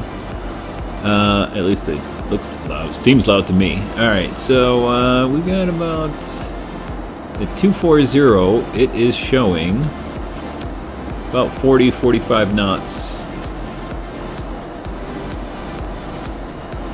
About just for the heck of it at 18.0. Yeah, it's actually higher through Arizona. We got 50 knots, 45 to 50 knots at 18,000.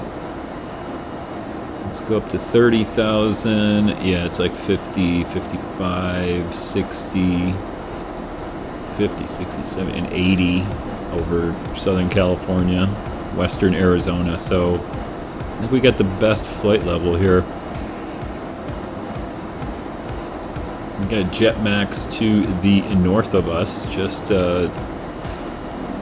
over central Nevada. Here, let's take a look at 42,000. Actually, the Jetmax is over all of Nevada, northern Arizona, and they're getting, what is that? 110 knots. In a couple of spots over Colorado. Is that Colorado? Yeah. Four Corners area, at least, just north of that. North of Arizona, yeah, that Jetmax at flight level 420 is 110 knots. That's the highest one I see. So 260 we stay. And we're getting 62 knots. If we go down a little bit, we might pick up a little bit of speed. Yeah, let's give it a try. What the heck, you know? So what are we at? We're at 26. Let's try 24,000. What the heck? Maybe we can pick up a little bit of...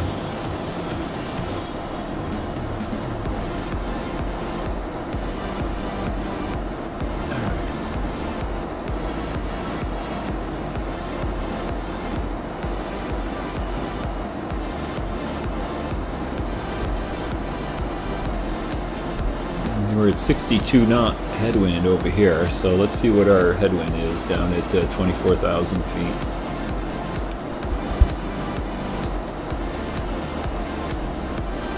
In real life, this is where PIREPs come in handy. You know, because you got airliners at different altitudes trying different things, and they report back and say they only got 40 knots at 24,000 feet, and we're sitting up here 2,000 feet higher, and we're getting 62 knots. You know, we'll see. At least the map is forecasting 40-ish knots, 40, 45. Down a little bit lower. We're seeing it drop off a little bit.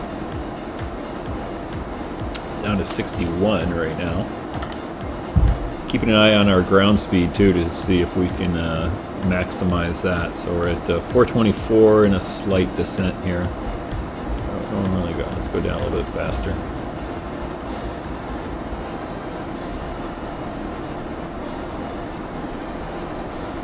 And hopefully we can still keep our Mach point, what is it, 0.81.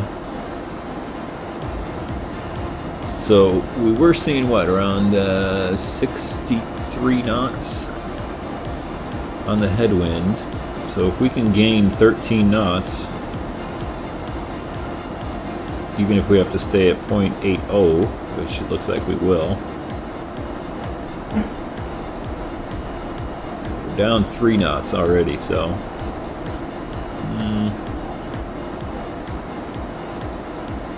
900 feet to go. Nah, I don't think it's going to buy us what we need.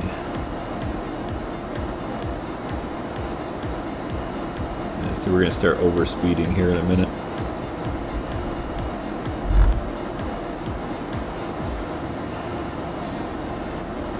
.426 on our ground speed. We'll give it a try here. We'll see what it looks like.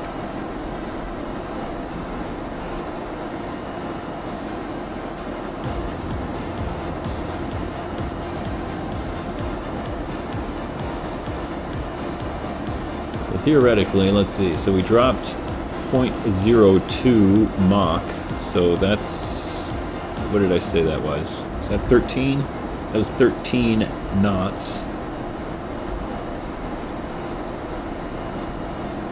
Nah, it's about the same, right?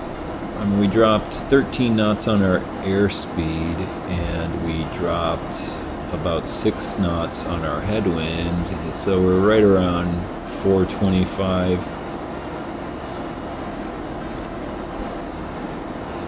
Didn't really buy us much. Kind of pretty much the same, right?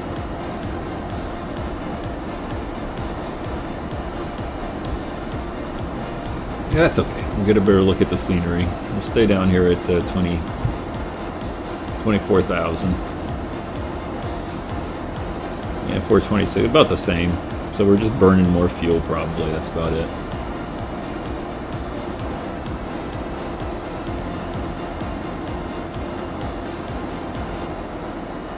We'll stick it out here.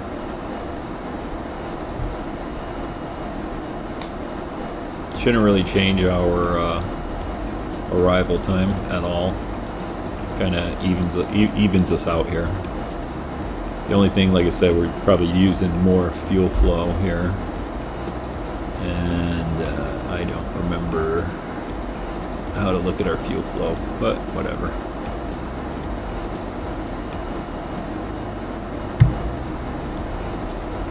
Let's see if I can see some ortho coming in.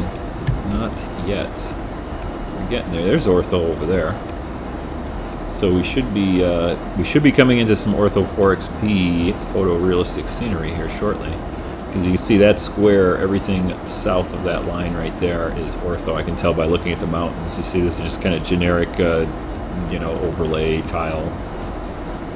And right there is the more realistic one.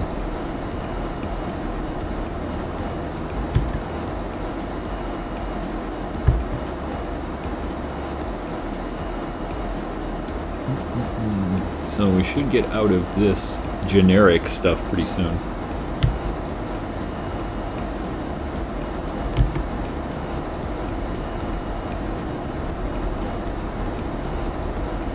All right. Smoke them if you got them. Be right back.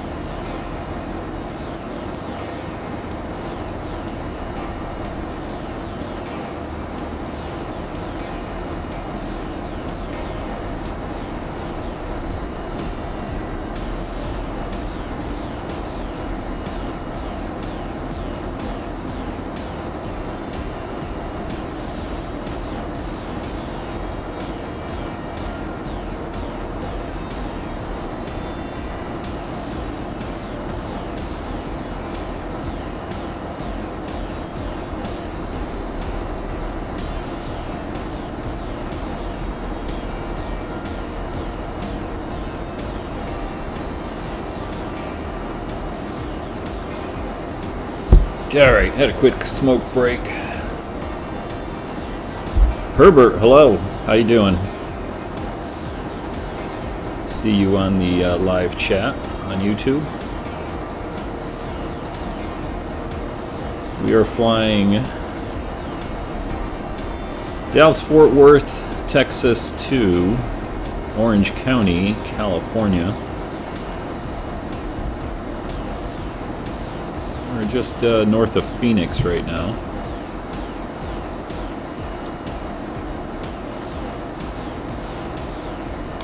Still got, let's see, 1948. We've got an hour to go exactly. Hopefully these winds die down just a little bit more. We'll get there a little sooner.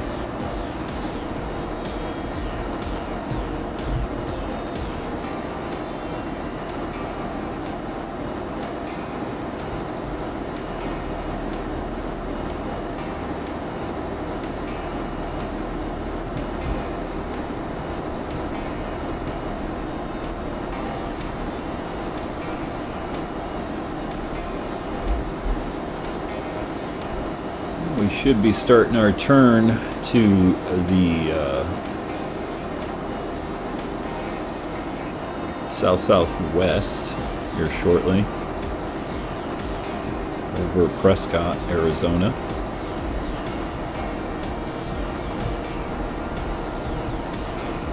Let's go outside here.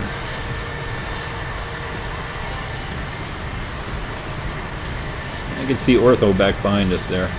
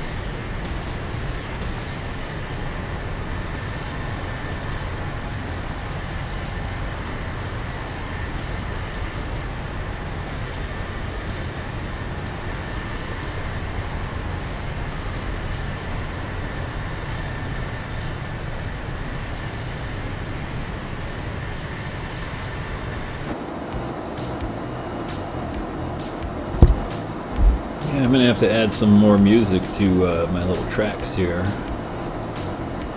Got about 50 minutes or so of music normally for some of the shorter flights, but this longer one, we're on our third pass here through these tunes.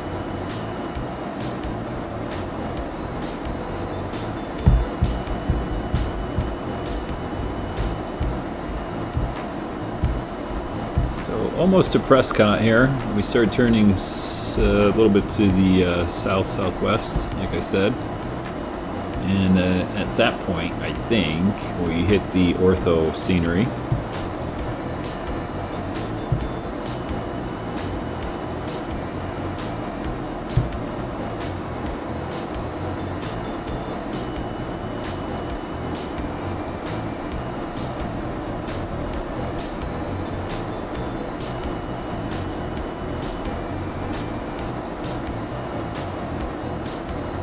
I think we're going to climb back up. I think we've actually lost a few knots doing that little descent. So we're going to go back up to 26,000.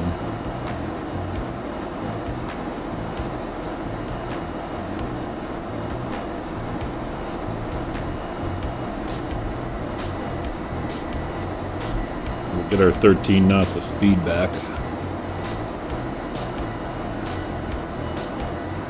Even though we got a little bit more wind, you can see it's starting to creep up now. 58.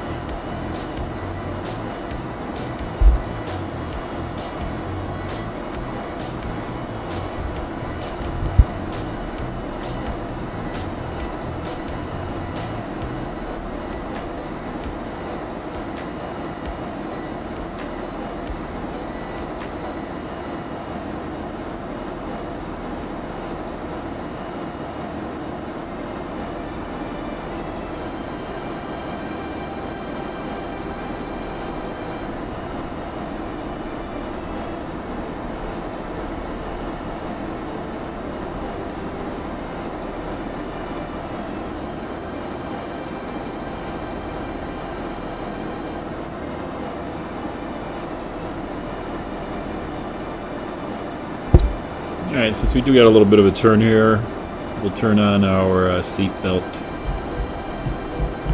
again, if I didn't already have it on.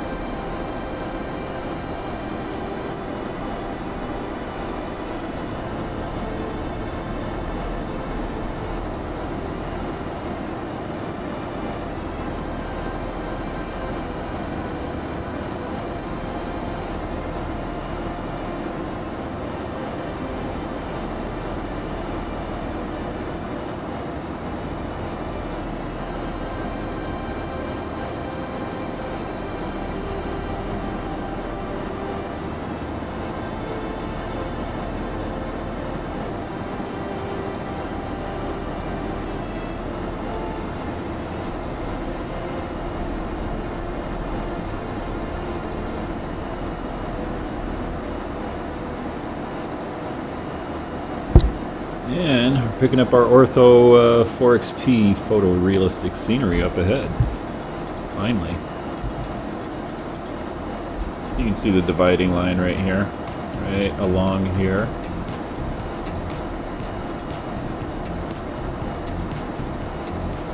So it should be a little bit more interesting for the rest of the flight.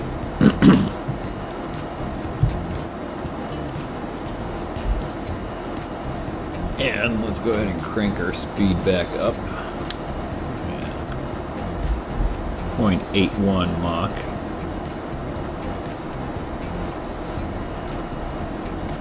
Let's see how we do. So still at 62 knots for a headwind, but we should speed up here. Let's see if we can get past 423 is what we had down at flight level 240.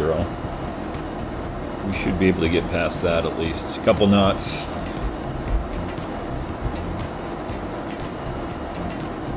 Oh yeah, look at that beautiful ortho up there. Much more realistic.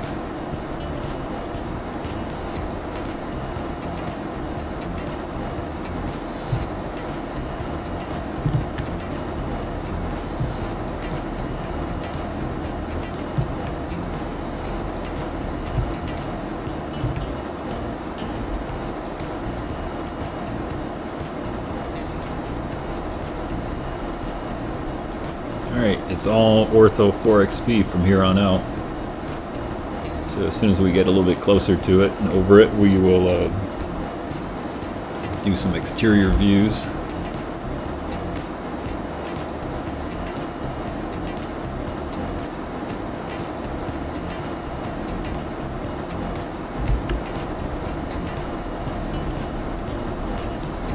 And you can definitely see the difference there. You can actually see the square that we were missing right here. We're just coming out of it.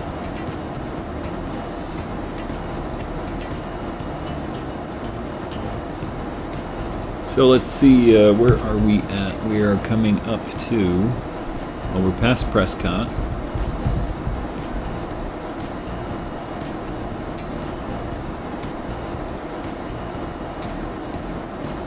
No identifiers there. Or no, you know, nav aids or anything. No airports. So let's enjoy this scenery as we head down south. Yeah, look at that. You even get some clouds on there. That's part of the scenery, actually, I think. One of the limitations when they do the ortho is just really satellite photos, right? And then it's overlaid with all sorts of mesh and elevation data and everything, and sometimes you get, you know, there's clouds. So ORTHO4XP's got a little thing where it checks for white sort of balance thing like this, and then I don't know, tries to correct it somehow. Well, what you're seeing here is the satellite photo of little clouds and their shadows, which is fine, you know. Alright, let's watch the scenery go by for a little bit.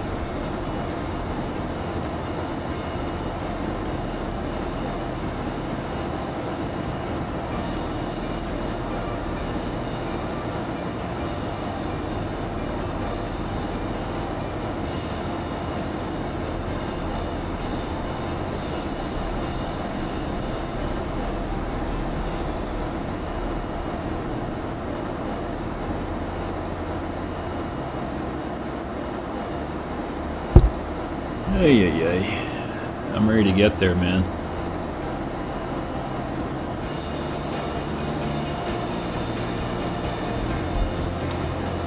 What we got? 9:50, about 45 minutes or so. We should be getting into Orange County.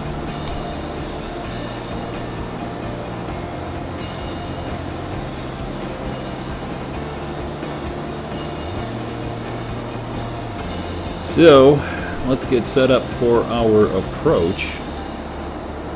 I think we already are. 196 for the final approach course on the ILS to runway 20 right. And we got 111.75 in our nav. Come here. 1260, I think, is our ATIS out of Orange County. Let me double check that.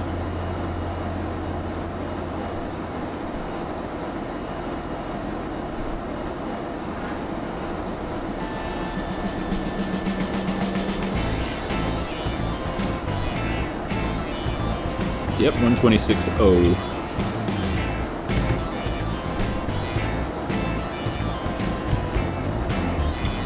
Look at that, nice ortho.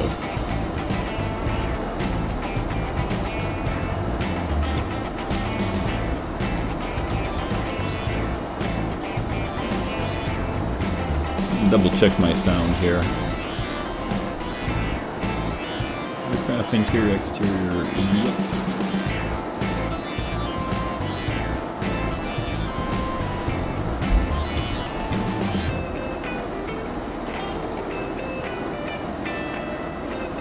Like I said, we just got some high clouds, and I can see those up ahead.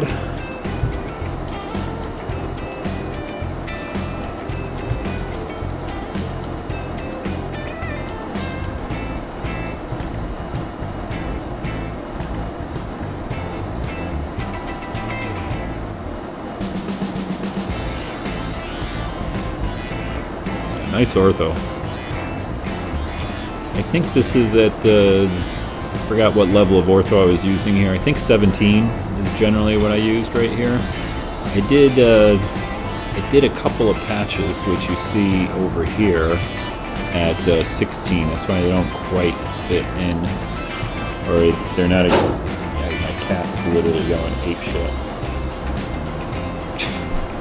He's running around the house, and the dog is chasing him. Anyway, yeah, so this is like a 16, and the rest right here is at 17. That's why there's a little bit of a difference in what it looks like.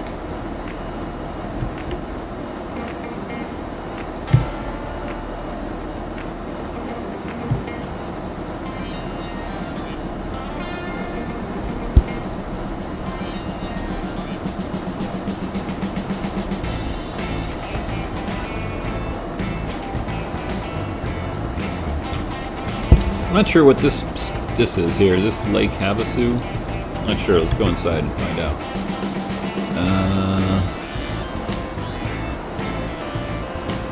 Yeah, HII. I'm wondering if that's Lake Havasu. Let's take a look.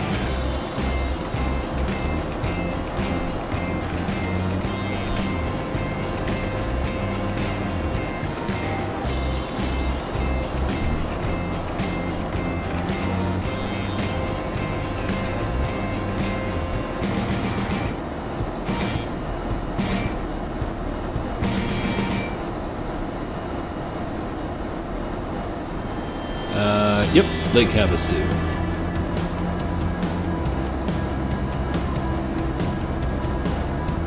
So we're just passing Lake Havasu, just to the south of it.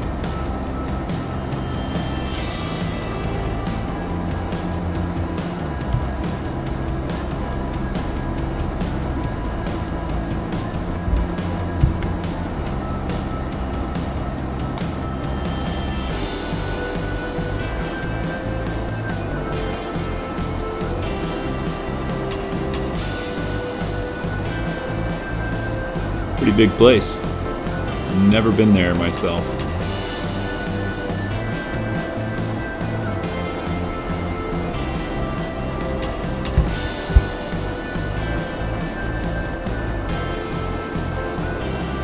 well, pretty big place for being in the middle of the desert.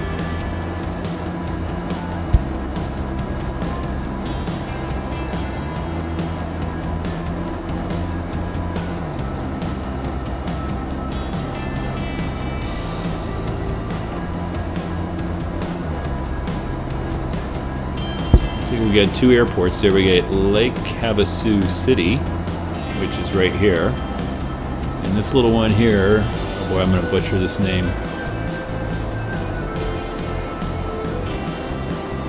Kemahula Valley,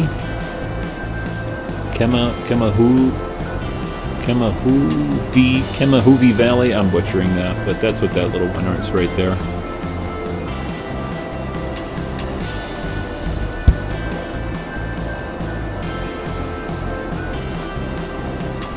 And it looks like we got Needles up over here.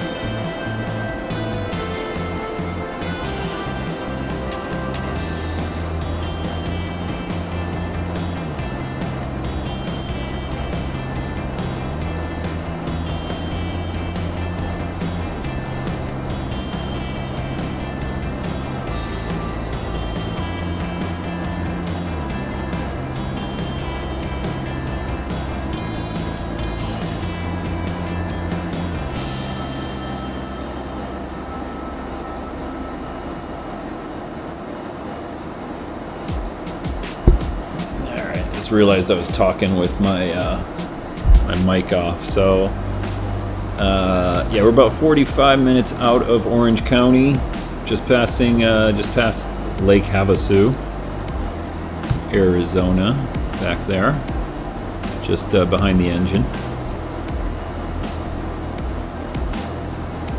Starting to get a little bit of wind shift here.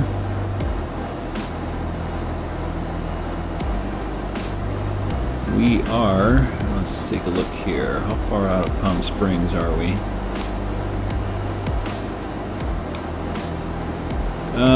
What is that, 80 miles? So yeah, we're right about 80 miles out of Palm Springs. Then we'll start our descent over Palm Springs. And I'm not sure I'm going to do the full arrival here. I may modify that a little bit. So we were getting set up on our approach. Let's start thinking about that. So we got our course set, 196. We got our ATIS set. We got our ILS frequency in. We're gonna change our heading here slightly. Our heading hold, I'm going to use our heading hold to kind of jog out a little bit more once we get towards Palm Springs. Someplace in this ballpark. We'll see when we get there.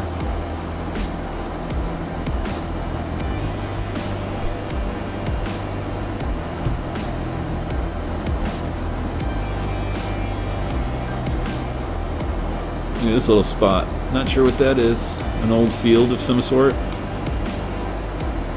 Lots of old World War II era training fields out here in the desert, California.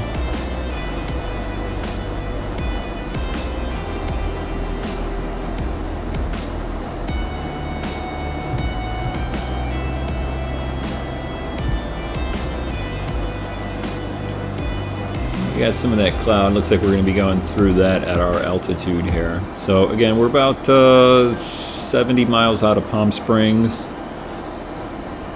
and We're going to do a little bit of a modified approach to Orange County. I think we're all set up right now. So, final break here, I think. For me, I gotta go do a bathroom break, get some fresh water. Let's see, what do we want to watch? How about right here? I like this one with the clouds. Alright, I'll let you watch that while I take my break.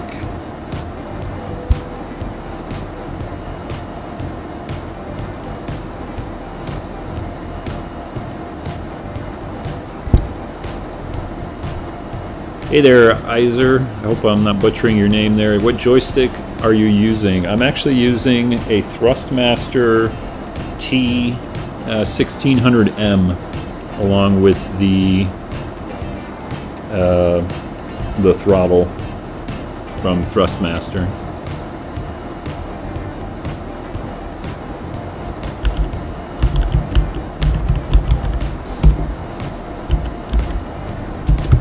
At 16,000.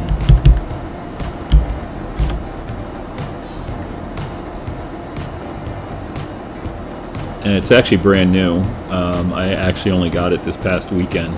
I was flying with a Xbox, Windows / Xbox One controller, which worked fine, but trying to step it up a little bit. Clouds jumping around on me here. Alright, I'm going to take my quick break and then we'll get ready for our descent. We can see the Salton Sea over here on the horizon. And Palm Springs is just off to the north of it. Coachella Valley and then Palm Springs. Alright, so I'm going to take my quick bathroom break. Be right back.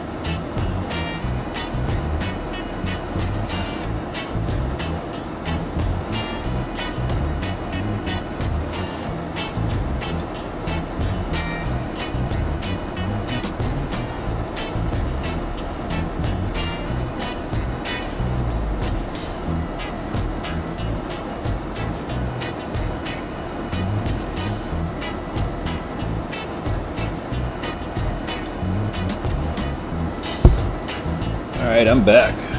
Just getting into Palm Springs area. You can see, like I said, Salton Sea, Out in the California desert right there.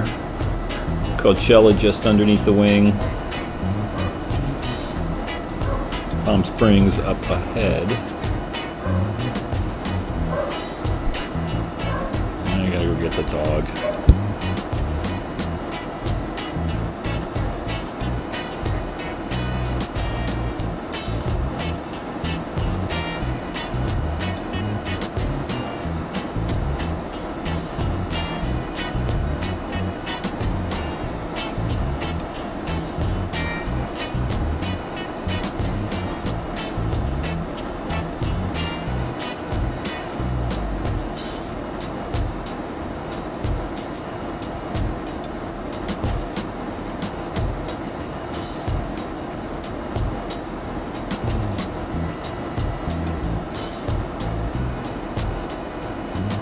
Alright, sorry about that. The dog was going ape shit outside, barking at somebody. Alright, so I think we will fly this as programmed.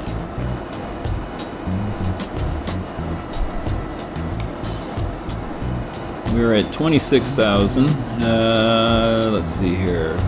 Pitbull, it's got us going down to 24,000. We're going to stay up 24,000. We're actually going to go start our descent once we get past Palm Springs. We get around this little mountain right here.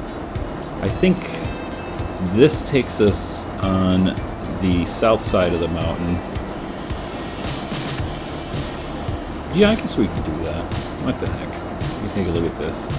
Yeah, what we're going to do is go around the mountain. We'll follow this. And then we're going to change our approach from here. Let me declutter this a little bit. Okay, so right here, Lemon intersection or Lemon waypoint. This actually takes us a little bit close to the runway, so we're actually going to go out a little bit farther to the west. And then pick up our localizer here, because usually this approach right here takes us right into about 10 miles out, which is kind of close. So we're going to change that up a little bit. We'll do that manually.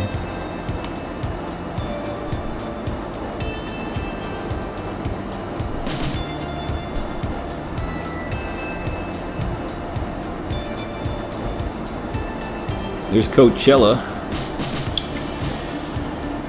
Concert someplace around here, you know, where they have the big Coachella music festival. I'm not sure exactly where. Someplace right down here.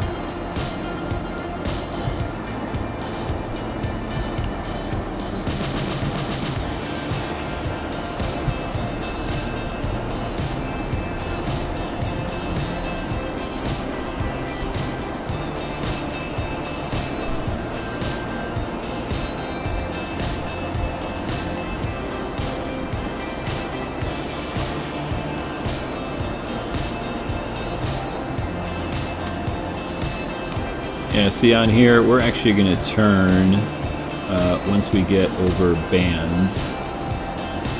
We're going to turn out here and go this way, out towards Chino Airport, instead of kind of cutting across. We'll go out to Chino right here, Chino, Ontario, and that's gives us a little bit more gradual turn into the airport. We'll simulate getting vectored.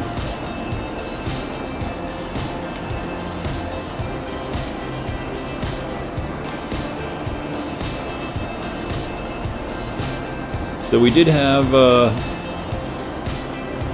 some moderate turbulence below 18,000 here forecasted.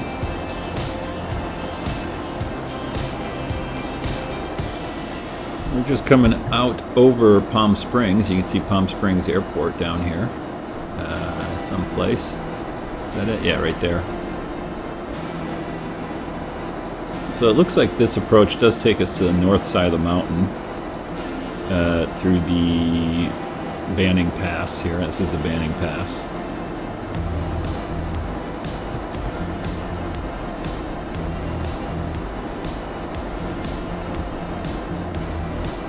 stay up a little bit higher, try to stay out of that turbulence a little bit longer.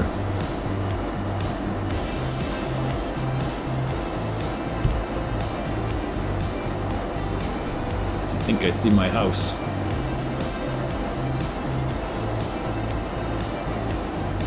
Let's see, it's Corona, that's Lake Elsinore.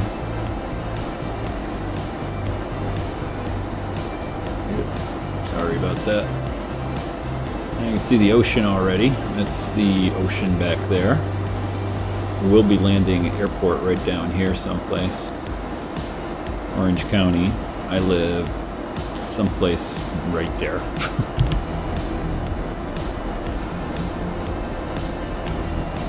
Let's see.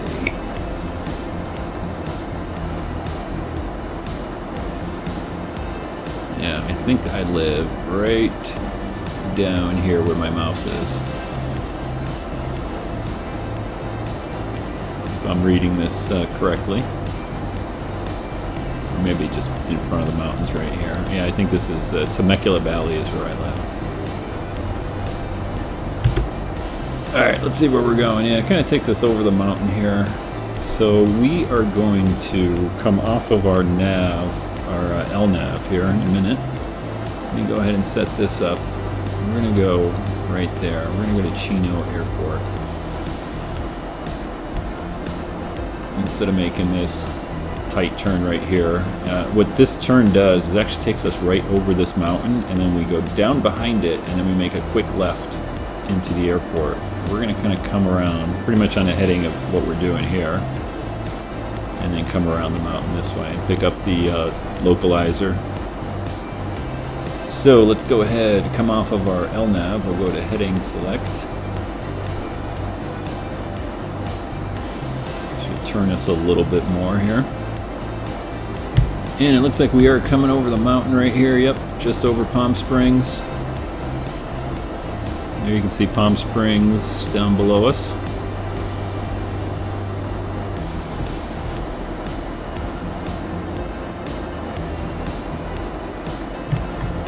Out this way.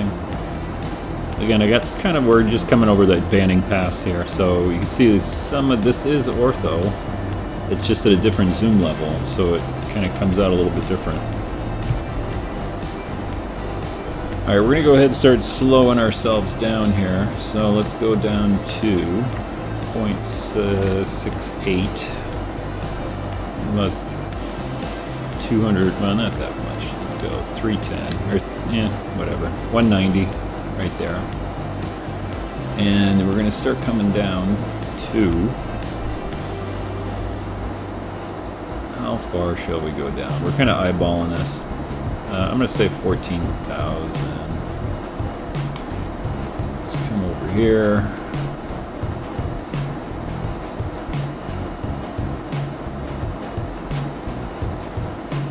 Let's see, Riverside, Chino. We want to be... Well, we're going to slow down, so we'll go 2,200 for our descent here.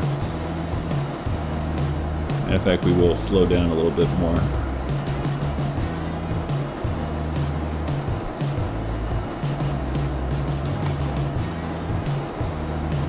Make sure our seatbelt lights are on. I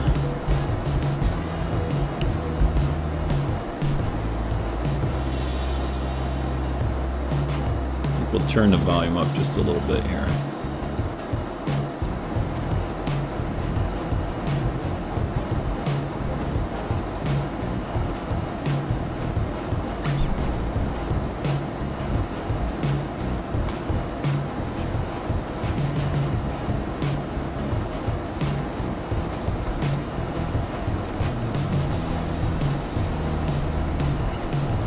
Dropping below our speed right there, so it looks like we're catching up a little bit here.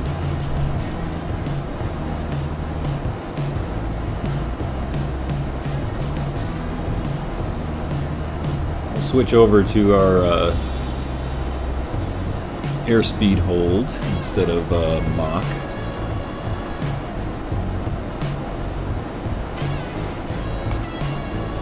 An eye on our descent here too.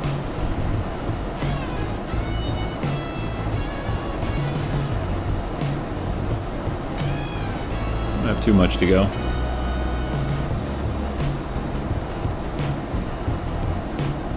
Like I said, we had moderate turbulence forecasted at 18,000 and below. Mainly kind of like from Palm Springs out to the coast here. So far pretty smooth. It's smooth outside when I go outside. There's like no wind.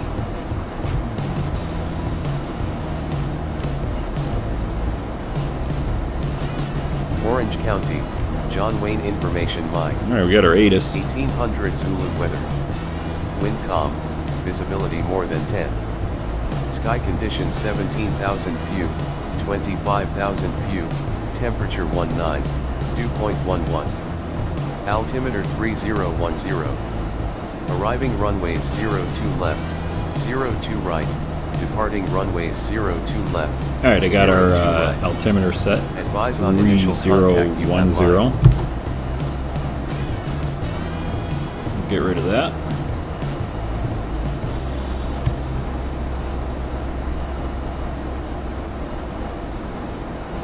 Passing 20,000. Big Bear City weather. Yeah. Wind light and variable. No, we don't do Visibility more than 10. Sky conditions 6,004. There.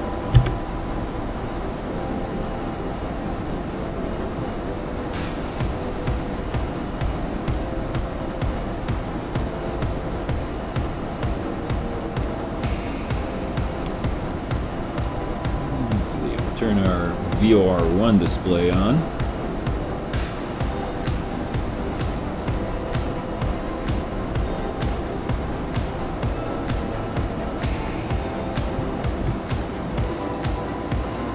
Passing over Hemet,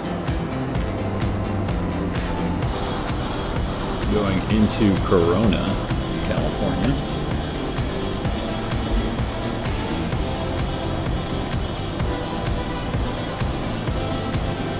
Alright, we're gonna go ahead and start slowing down. Let's kill the music, or at least turn it down a little bit here.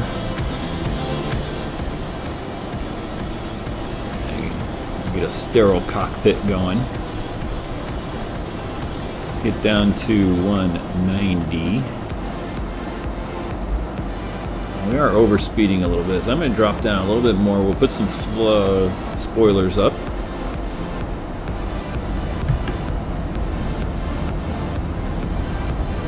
Here's March Air Reserve Base, right there.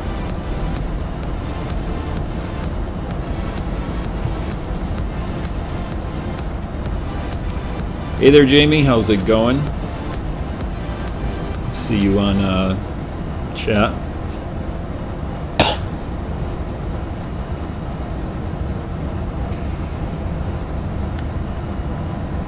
I'm gonna slow down to 250.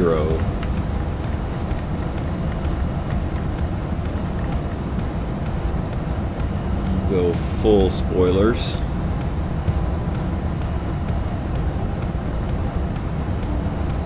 2,800 on the vertical speed.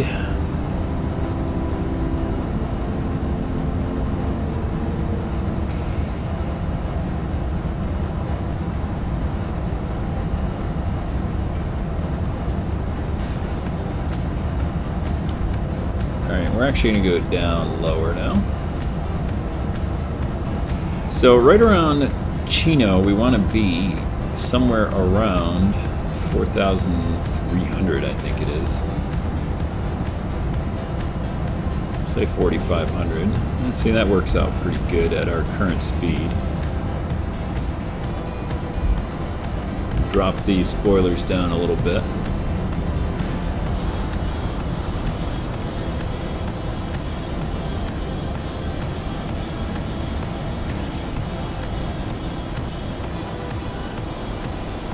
Spoilers are down. Alright, let's get ready for the approach here. We'll set our auto brake to 2. We're still at 14,000. A little bit of haze here. Look at this below the clouds.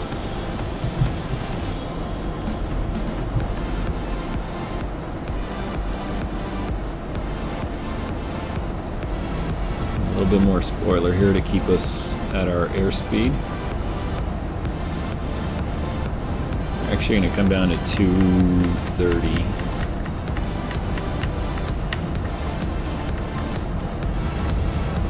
Full spoilers.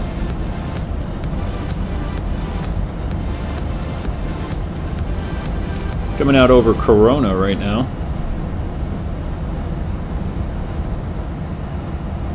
Very hazy here apparently. It's actually pretty clear outside. I'm looking out the window right now and it's sunny. Got a little bit of cloud up there. Definitely not this this hazy though. And I'm just south of here. Alright, at 11,000. We're gonna see if we're picking up our approach yet. Not yet. Use our ILS. We don't have our DME, though we are getting some readings here. That's not LNAV, that's actually the approach. So I think I'm gonna click approach. Let's see what happens. Let's see if it picks up our localizer there, or our glide slope.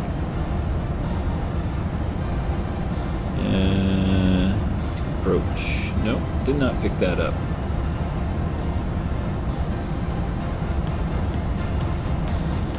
Turn that off.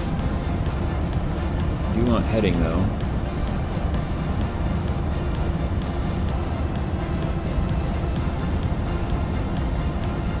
We're going to 4,500 over Chino, so we can actually change that up a little bit. 4,500 right about Chino there. So I'm just modifying that. Alright, looks like we're at our airspeed. I'll drop our spoilers down. We'll start getting some flaps out. We'll go to flaps 1. See our leading edge flap come down. Go to 2. I'm going to take the approach, put that on. Hey, look at that, it's clear. So there's Chino Airport right ahead of us. If we take a look out here, instead of coming down over this mountain and then having to turn and go into our airport, this makes a nice turn right over here.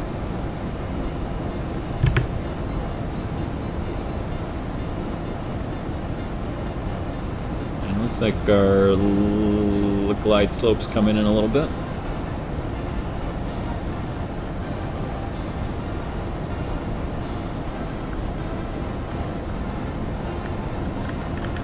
Slow down to 210. And start making a little bit of a turn here. Get us a nice intercept to the localizer.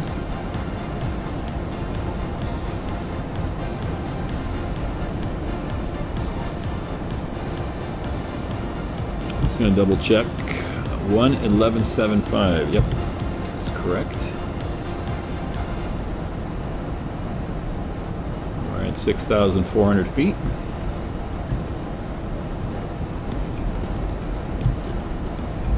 Hey Ronan, the flight took about 3 hours 18 minutes, including ground time.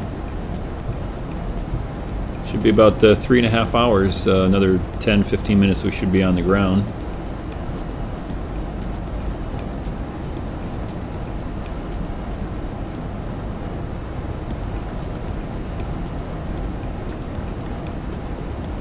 Alright, that should give us a nice intercept for our runway here.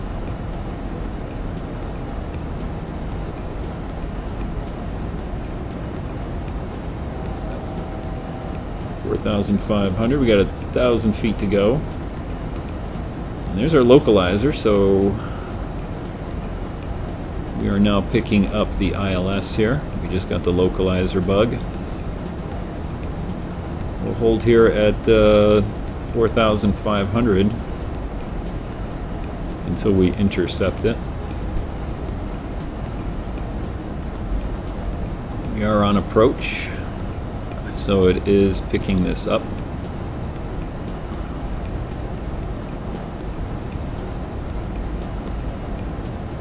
go to 5 flaps. Still not getting any DME info, but I've flown in here so many times I know exactly where we are.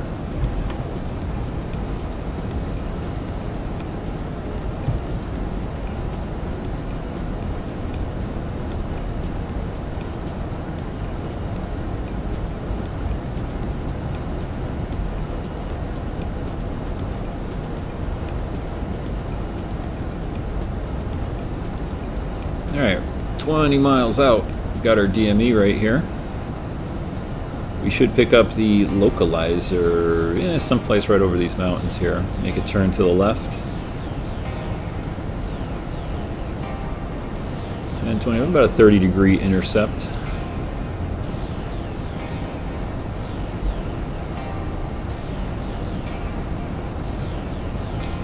Alright, we'll turn our landing lights on.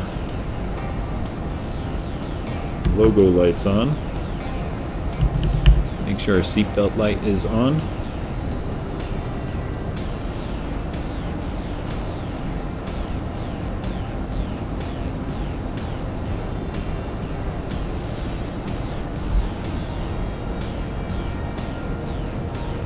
Okay, and we are capturing our localizer here and our glide slope.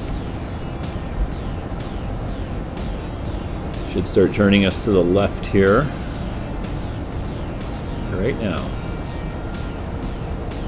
And I even got the airport in sight there.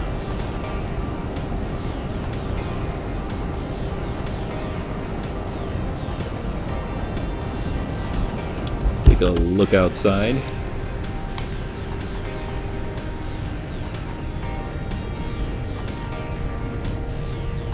Here's the airport.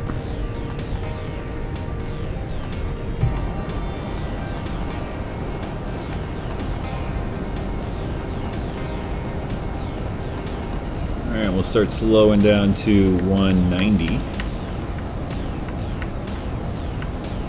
And there's our glide slope intercept. Alright. Let's get set up here for the final approach. So, auto braking is set. Landing lights are on. Spoilers are armed. Go ahead and level up our view here.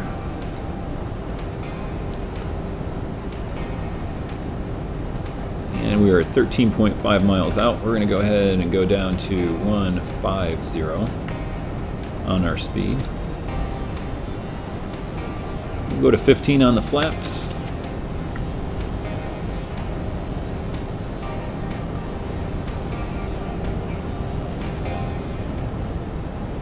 Kill the music for the final approach here. Okay, landing lights are on. We're waiting for about 6.5 DME. We're picking up a little bit more haze here. And by the way, if you recall, there was a fire down here in Orange County, Yorba Linda. That's this stuff right here that was on fire. These hills.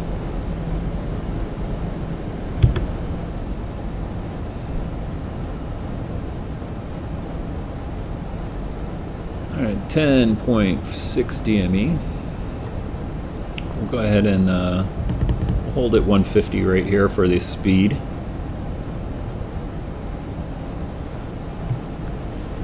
I never look out on this side, but there's Anaheim, Disneyland, someplace down there.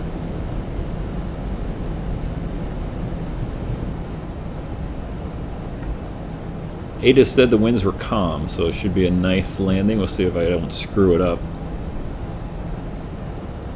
Yeah, Ronan, this is the 737-800, but this is the ZIBO mod. So it's a mod to the existing 737-800 that comes with the X-Plane 11. Puts in a whole bunch of nice stuff in the cockpit here, much more realistic. I also have a sound pack on that gets the sound going a little bit better.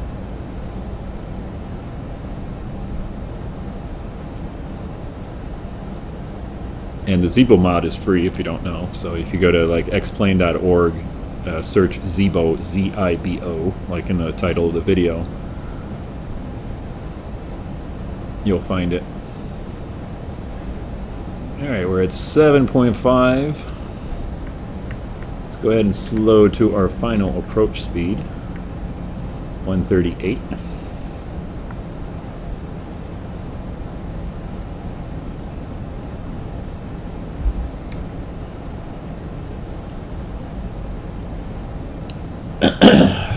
Final drink of water here.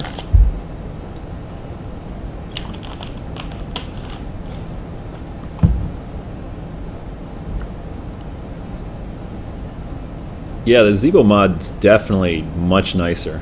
It's I only flew the original one a couple times and went ahead and changed it. It's like the flight management system's nicer, just some of the call outs and everything. The you know, the gear handle actually works. You can go to off, you know. Which, speaking of, we are at 6 miles here, so geared down. Let's go to our final approach configuration. And we're going to do 40 on the flaps here. We're going to go full flaps on this sucker.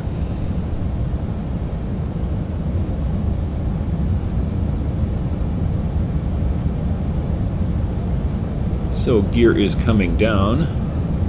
And we got 3 green on the gear. Landing lights are on. Auto brake is set. And our spoilers are armed. Alright, we're at 4.5.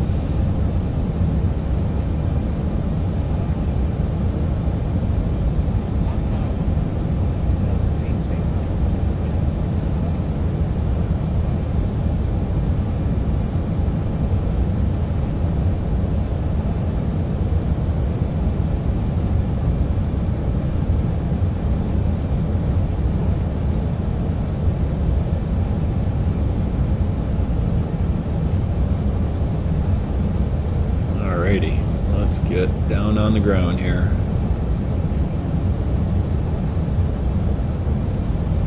.700 feet HEL. Approaching 20 right.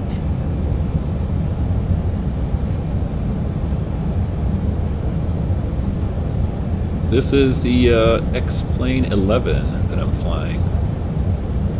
Alright, we're at 500 feet. I'm going to go ahead and take the throttle.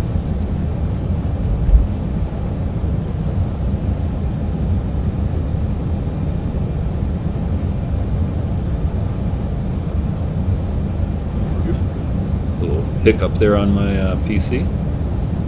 Catching up. Alright, autopilot's disconnected. The airplane is mine.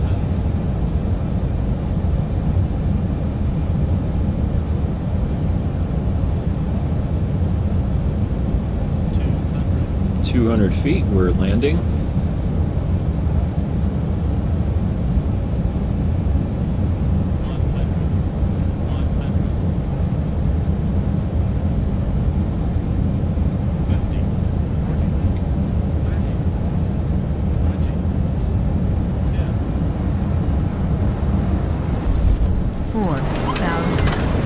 Remaining.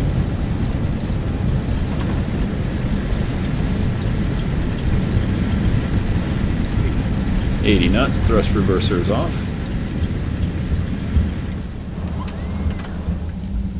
Spoilers down.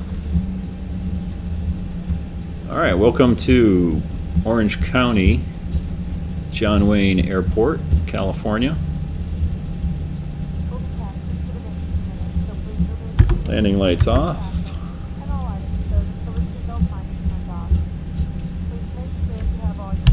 Strobes off.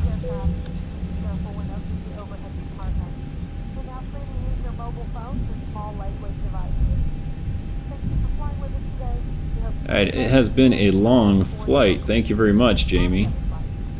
Pretty easy, no wind.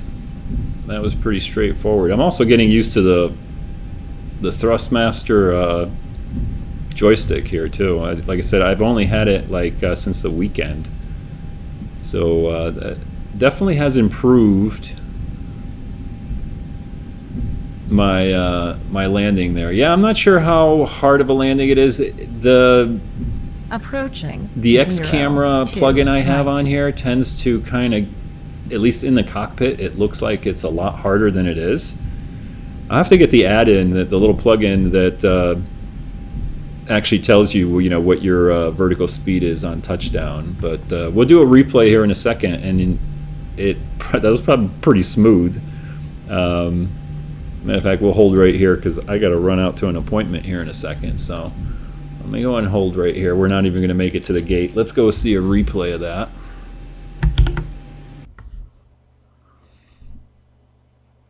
Yeah, not that far out. Not that far out. All right, right there. All right, so we'll watch it from this angle, and you'll see that it's actually pretty smooth looking.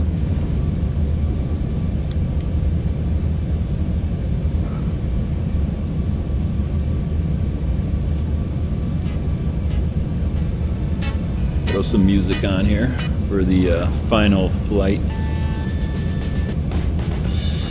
What do we want to hear? Yeah, that's a good one.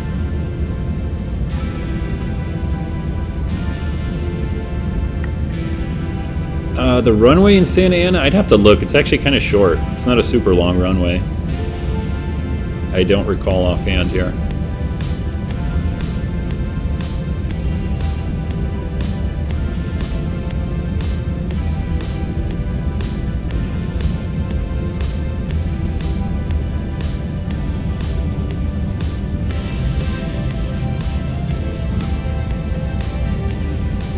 Airport diagram, it's 5,601 feet, so it's not a very long runway.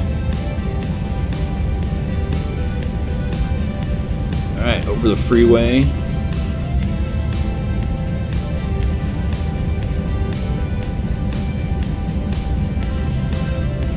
Yeah, like I said, the X camera sort of head shake thing, whatever it is, tends to make it look a little bit more bumpy in the cockpit than it is there. I mean, you see the wing flex a little bit. Again, I'm getting used to the joystick too, so, but not too bad. Anyway, thanks for watching, guys. I gotta go run to a doctor's appointment, unfortunately. So it was a fun flight. Go ahead and hit the like button, hit subscribe if you like videos like this. I do a couple flights a week in X-Plane 11 here, mainly with the ZIBO 737 for now. Thank you for watching. Until next time, bye.